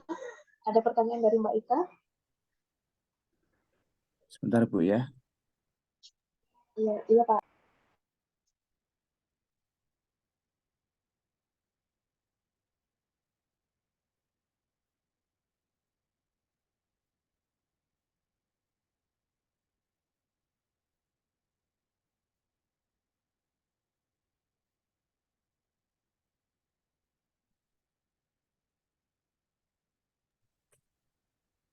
Saya mau coba jawab pertanyaan dari Ibu siapa tadi, maaf? Ika, Mbak Pak. Ika, Kak. Bu Ika ya, kenapa pasien pada gagal jantung itu terjadi sesak nafas ya? Jadi pada dasarnya mekanisme yang mendasari gagal jantung itu adalah menurunnya kemampuan kontraktivitas jantung untuk memompa darah, sehingga darah yang dipompa pada setiap kontraksi itu menurun. Jadi karena itu menyebabkan penurunan darah ke seluruh tubuh, terutama ke paru-paru. Jadi ya, apabila suplai darah tidak lancar ke paru-paru atau darah tidak masuk ke jantung, menyebabkan penimbunan cairan di paru-paru yang dapat menurunkan pertukaran oksigen dan karbon dioksida di antara udara dan darah di paru-paru. Sehingga oksigenasi arteri berkurang dan terjadi peningkatan karbon dioksida yang memudahkan pasang dalam tubuh. Nah, situasi ini itu akan memberi suatu gejala, yaitu biasanya tuh sesak nafas atau dyspnea. Terus ortopni juga, dia sesak saat berbaring juga terjadi apabila darah dari ekstremitas meningkatkan aliran balik vena ke jantung dan paru-paru. Jadi karena suplai darah yang kurang di daerah otot,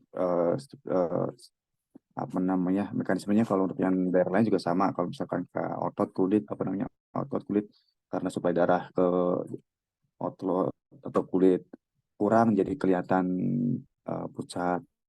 Kalau untuk ke paru-paru kurang lebihnya seperti itu. Dari saya seperti itu sih. Terima kasih untuk pertanyaannya.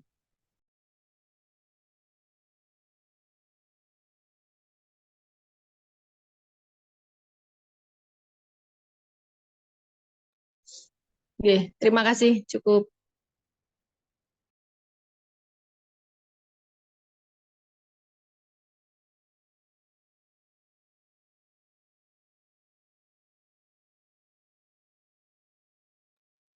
Untuk yang ACS, sama KAD nggak ada? Satu lah minimal. Teman-teman, monggo kalau ada yang mau ditanyakan tentang ACS untuk kelompok 5, teman-teman. ACS.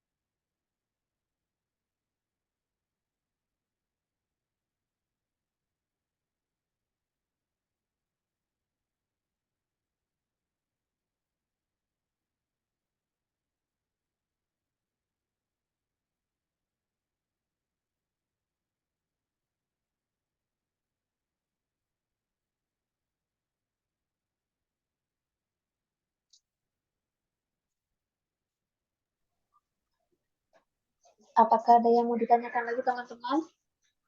Untuk kelompok 5. Monggo silakan.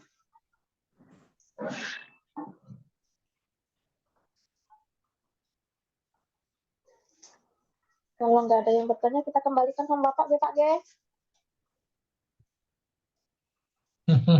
Ya, Mbak Rate. Iya Pak.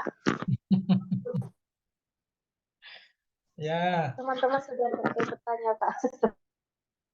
ya. Bismillahirrahmanirrahim. Assalamualaikum warahmatullahi wabarakatuh. Waalaikumsalam. Waalaikumsalam warahmatullahi wabarakatuh. Ya, saya paham ya betapa kalian itu jenuhnya disuruh diskusi, dan diskusi. Ya. Di sini tiap hari mengerjakan tugas, presentasi, diskusi gitu ya. Bosen nggak? Sampai akhirnya presentasi juga nggak ada tanggapan sama sekali. Ya, teman-teman, kalau melihat dari RPS, hari ini kita membahas 2 makalah atau 4 materi ya. Satu itu adalah SKA atau ACS, sindrom koroner akut atau akut coronary syndrome, dan gagal jantung. Di sini kita seharusnya dari teman-teman ini banyak pengalaman bagaimana mengelola kasus-kasus kritis di gangguan kardiovaskuler. Namun tadi hanya ada satu tanggapan saja, itu pun juga sifat pertanyaannya umum ya, kenapa sesak gitu pada pasien jantung, pada pasien gagal jantung. Kemudian untuk yang makalah kedua itu ketoasidosis diabetikum dan CKD. Dan pertanyaannya banyak di CKD ya. Tapi diskusinya itu hanya bicara diet dan cairan saja gitu, walaupun banyak ya utek-uteknya kalian hanya membahas tentang itu. Bahkan tadi ada pertanyaan yang melebar gitu. Kelompok dengan senang hati menjawablah ini karena saking baiknya kelompok gitu. Kalau saya penyajinya nggak mau. Ini bahasanya asuhan keparatan kritis kok. Ditanya tentang perawatan CKD di rumah gitu ya. Ini nyimpang jauh gitu. Tapi ya nggak apa-apa, namanya juga diskusi. Ya, kita bahas dulu terkait sama batasan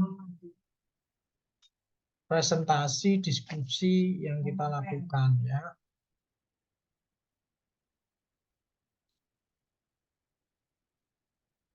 Ya, yang pertama tentang CKD ya, chronic kidney disease. Kita sudah cukup paham itu. CKD, penyakit ginjal kronik ya. Jadi kalau kita bicara penyakit ginjal kronik, CKD itu ada 5 stadium. Ini yang teman-teman harus paham. Berbeda ketika kita membahas CRF.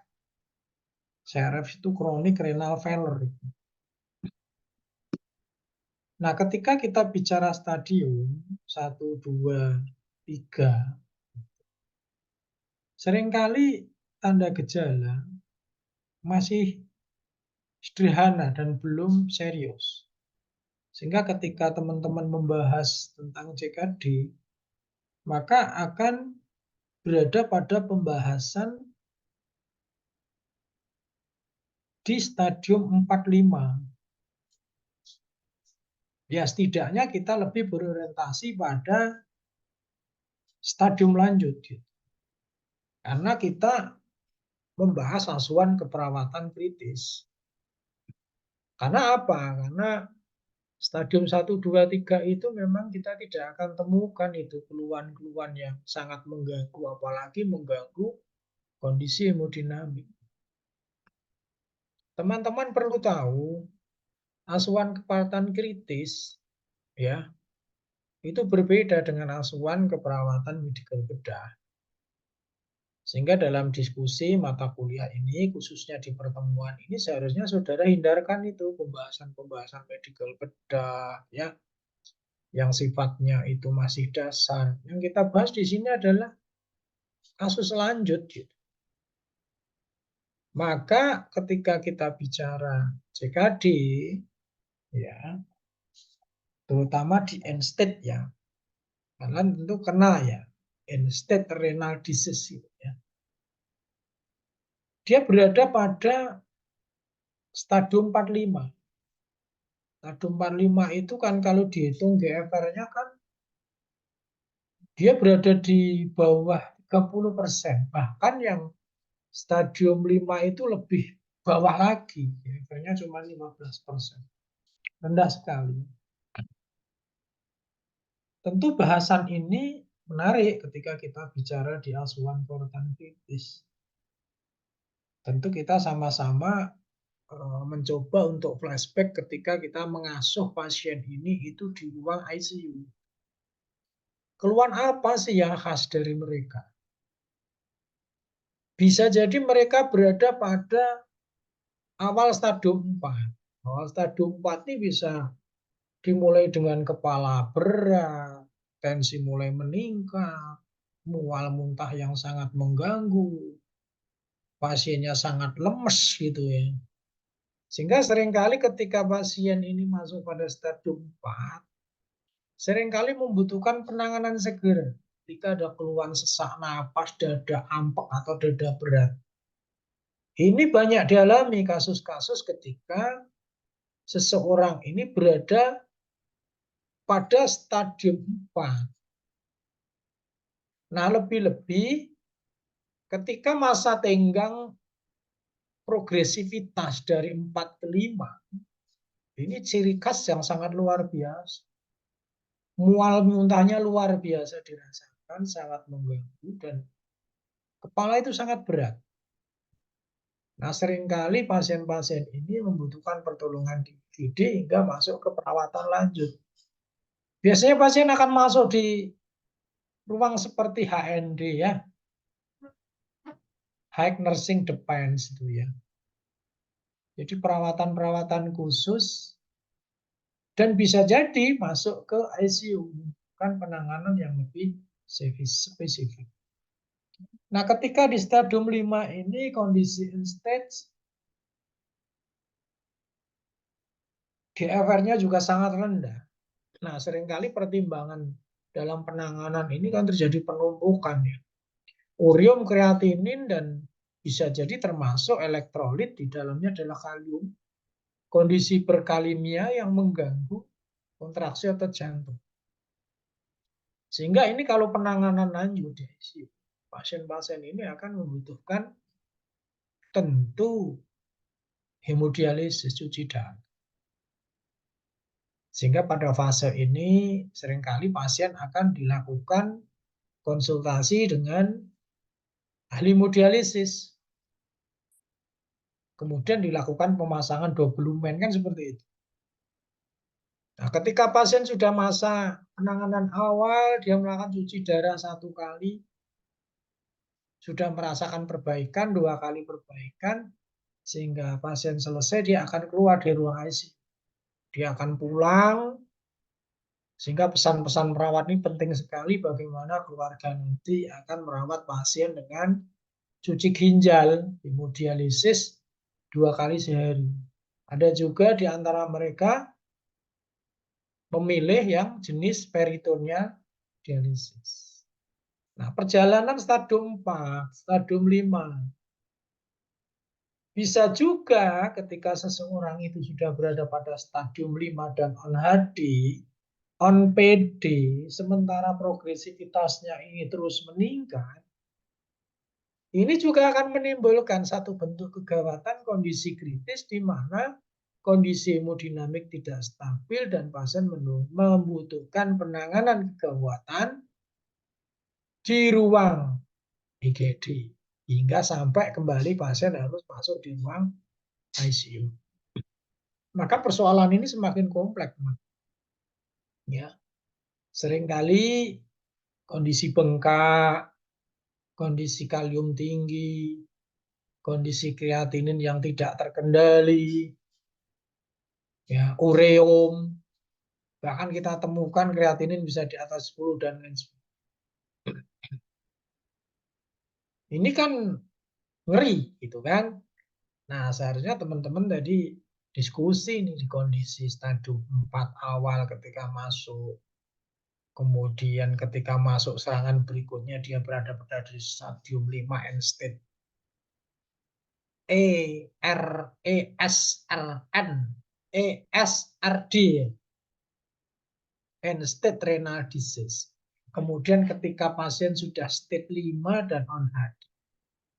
Jadi ada tiga kondisi yang bisa kita dapatkan untuk masuk pasien ini dan masing-masing karakteristiknya unik. Nah, biasanya untuk stadium 4 lah masih bisa diselamatkan ya. Tetapi di sana membutuhkan penanganan yang cukup cepat, misalkan pemberian oksigenasi, kemudian kontrol tekanan darah, kemudian mencegah progresivitas ke state 5 atau stadium 5. Dari 5 juga begitu, khas sekali biasanya keluhan semakin berat.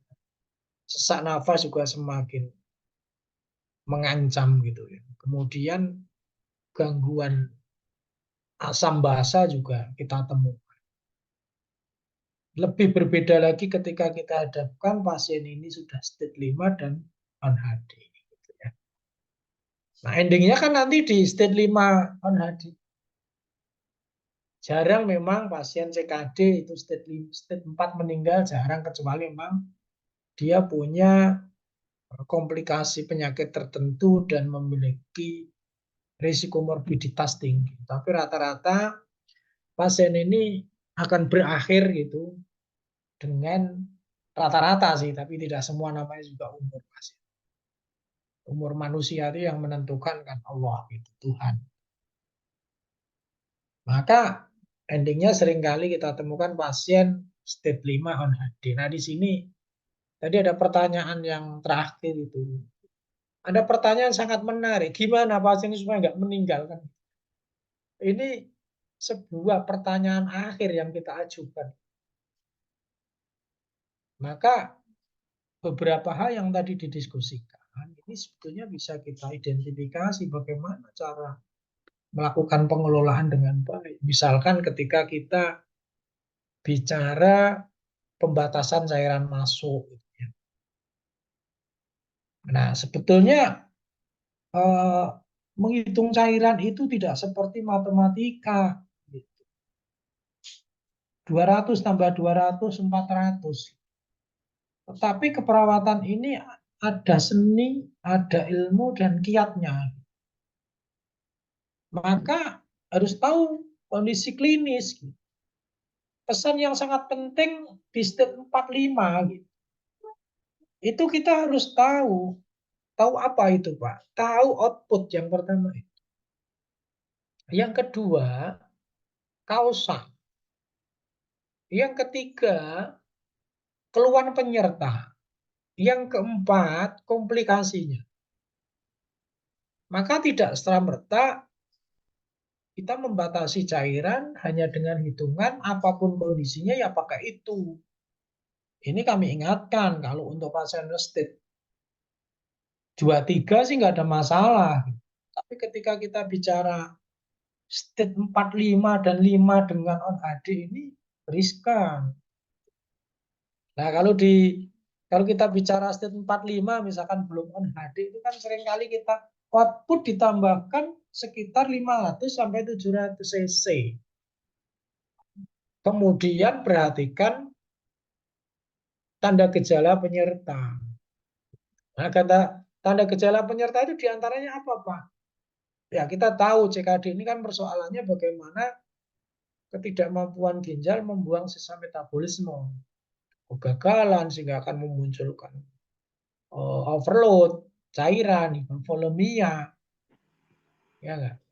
Seringkali akan muncul bengkak anasarka, bengkak juga sampai di paru.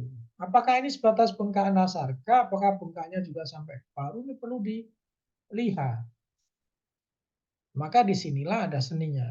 Ya, walaupun tadi kelompok sudah berargumen cukup bagus, sekian cc per sekian jam, gitu ya, boleh nggak apa-apa, ya.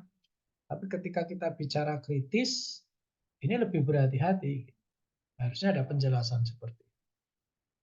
Kemudian progresivitas CKD itu sulit sekali. Ini juga membutuhkan keterampilan saudara, kompetensi saudara.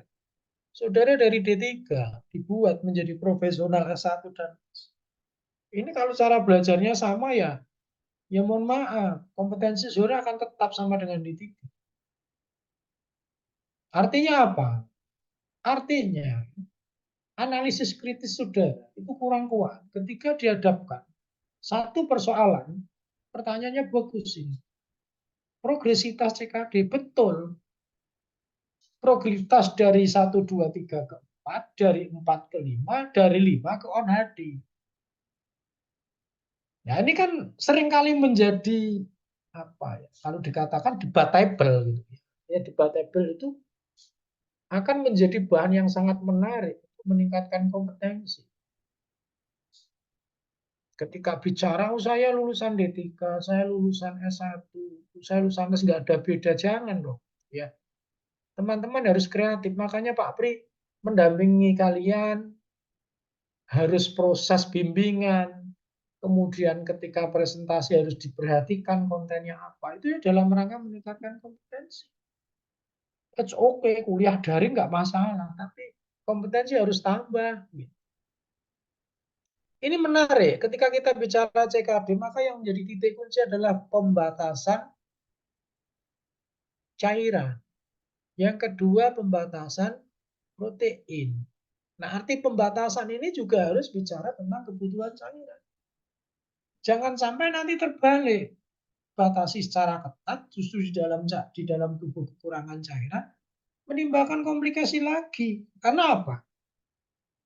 Karena asal mula dari penyakit CKD ini kan kekurangan cairan. Coba kalian flashback. Orang sakit ginjal itu kan karena kurang cairan. Ketika dia sudah sakit, maka dia akan overload cairan. Ini yang kalian harus bisa berpikir. Nah, kemudian bagaimana dengan diet protein? Diet protein ini kan sering menjadi persoalan. Nanti akhirnya pada energy fasting. Pasien akan kekurangan protein.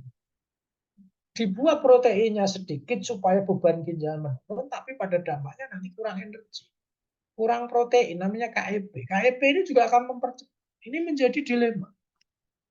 Maka seringkali dibutuhkan yang namanya suplementasi.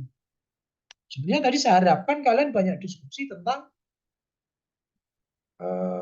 protein atau nutrisi parentera. Sama sekali nggak disinggung. Padahal itu yang sangat menarik. Gitu. Ya, nanti silakan kalian baca itu bagaimana bicara nutrisi parentera untuk CKD. Ya, ini kalau Pak Pri bahas tunggal ya selesai. Nah, Pak Pri bahas kunci-kuncinya. Kemudian cairan. Ya, cairan itu juga menjadi hal yang sangat penting. Nah, bagaimana tentang pengelolaan cairan dan diet? Nah, penting ini nanti penghitungan.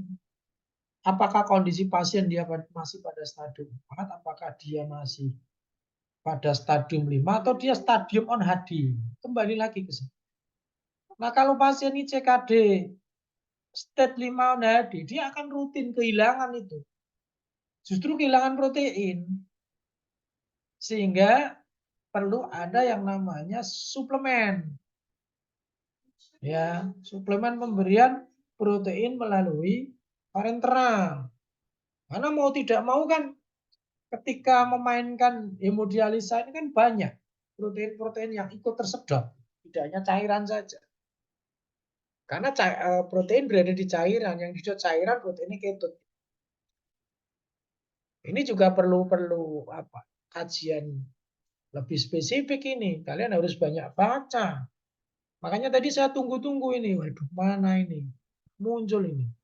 Pembahasannya KMB melulu. Kalau KMB ya Pak Pri bahas sampai meter aja ini. Kemudian terkait sama progresivitas dan hubungan DM dengan CKD. Bicara progresivitas itu kita perlu tahu kausa, teman. Ini CKD-nya karena apa? DM kah? Anemia kah? Ya. Hipertensi kah? Gitu kan? Atau penyakit yang lain atau memang berkaitan dengan misalkan riwayat infeksi atau batu ginjal. Ini kita harus bisa membedakan. Ketika menjaga progresivitas CKD, maka kita kontrol tuh kausanya. Kalau dia kausanya DM ya gula darahnya lah. Kalau dia kausanya hipertensi kan ada juga.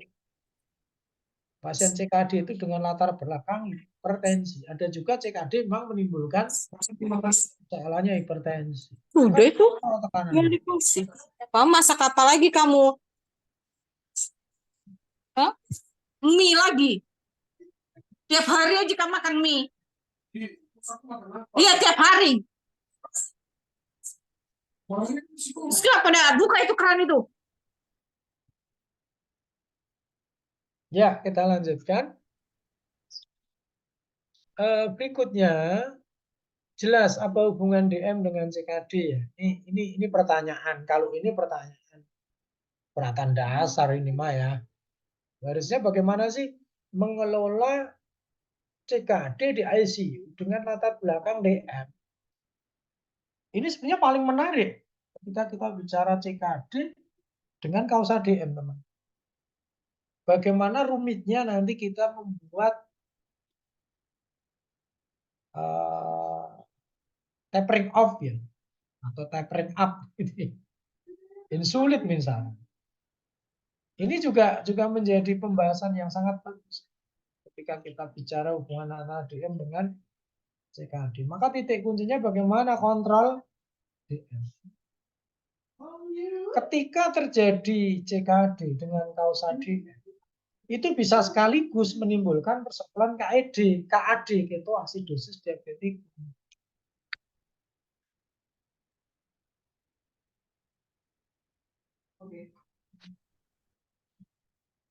Maka jelas kaitannya dengan DM menuju CKD itu sangat tergantung bagaimana pengelolaan DM ini untuk gula darahnya bisa stabil atau tidak.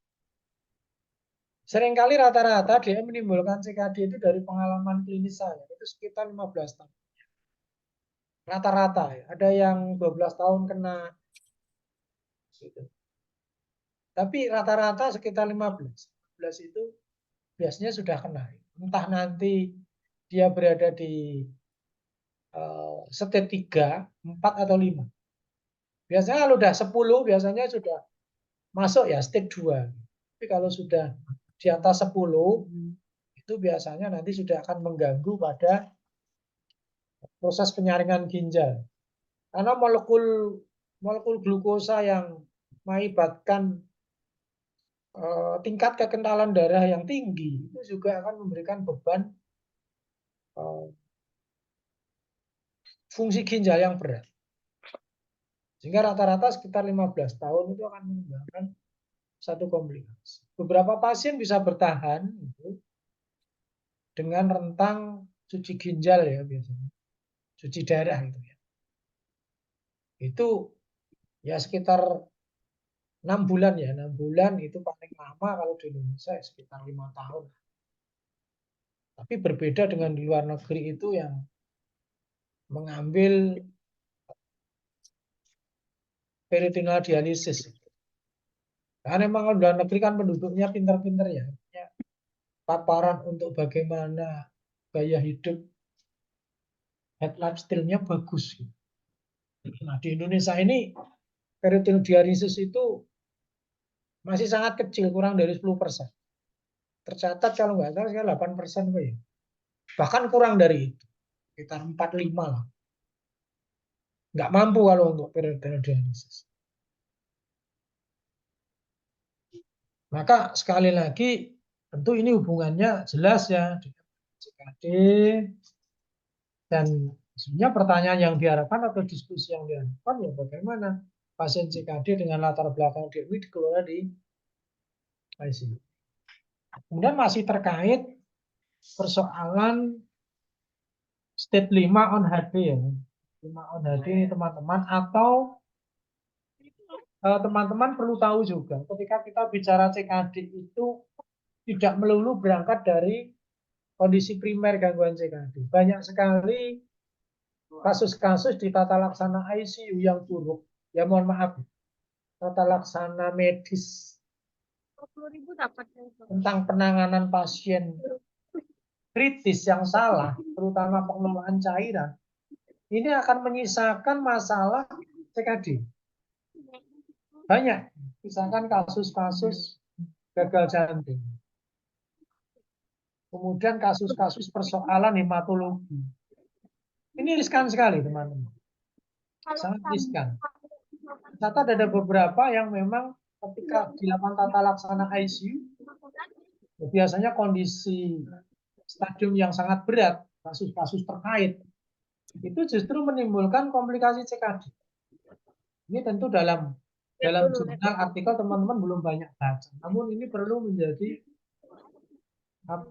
hal yang perlu dicermati.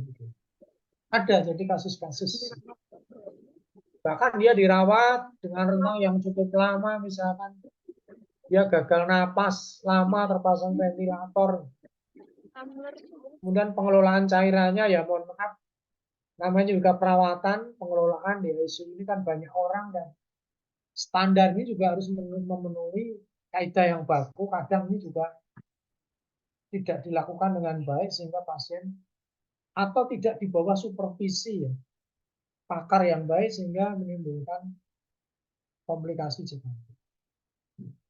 Dan kalau teman-teman tahu kasus yang cukup unik di ICU dengan persoalan CKD, kelebihan volume cairan, apakah itu hubungannya dengan gagal jantung atau pure persoalan CKD, di mana kondisi pasien hemodinamik dan terjadi overloading cairan yang luar biasa. Seringkali ada satu bentuk penanganan yang dinamakan sebagai CRRT.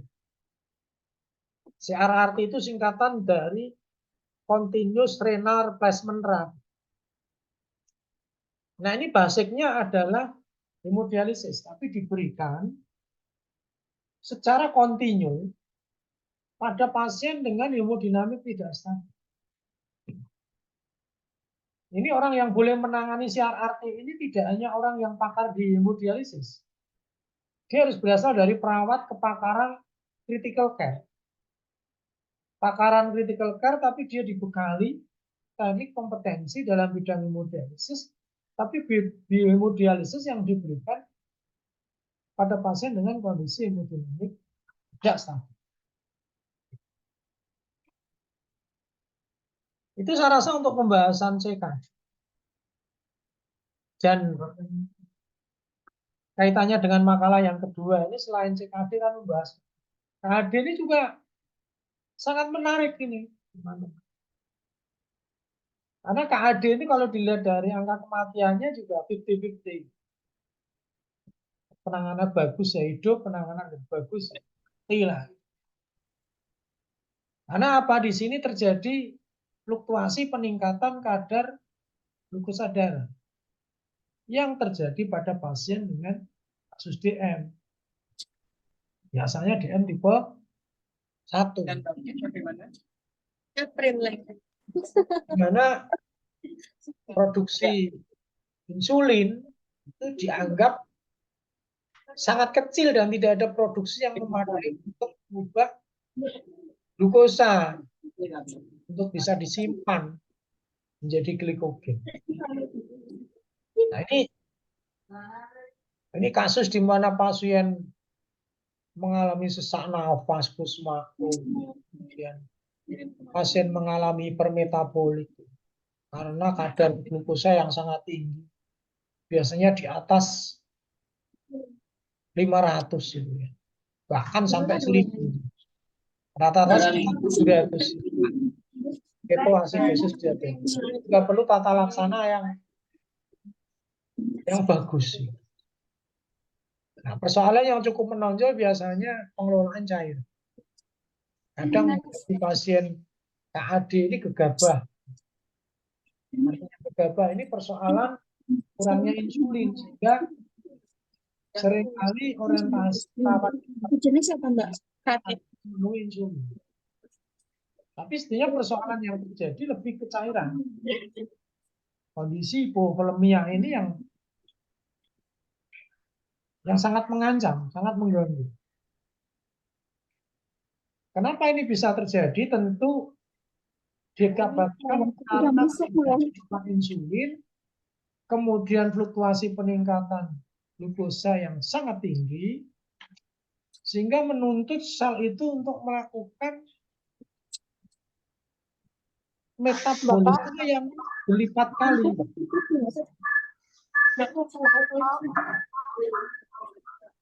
Sehingga efeknya hipermetabolik itu akan banyak menghilangkan cairan dalam tubuh.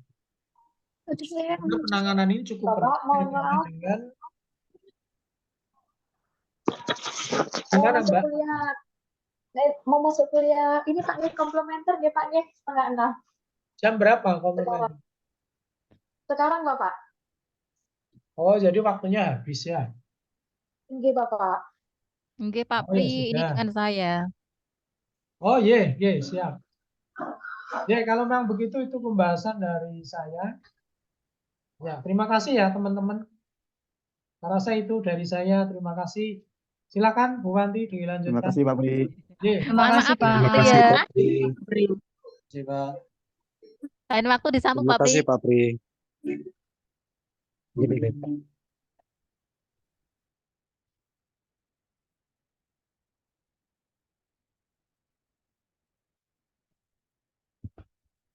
Halo, sampai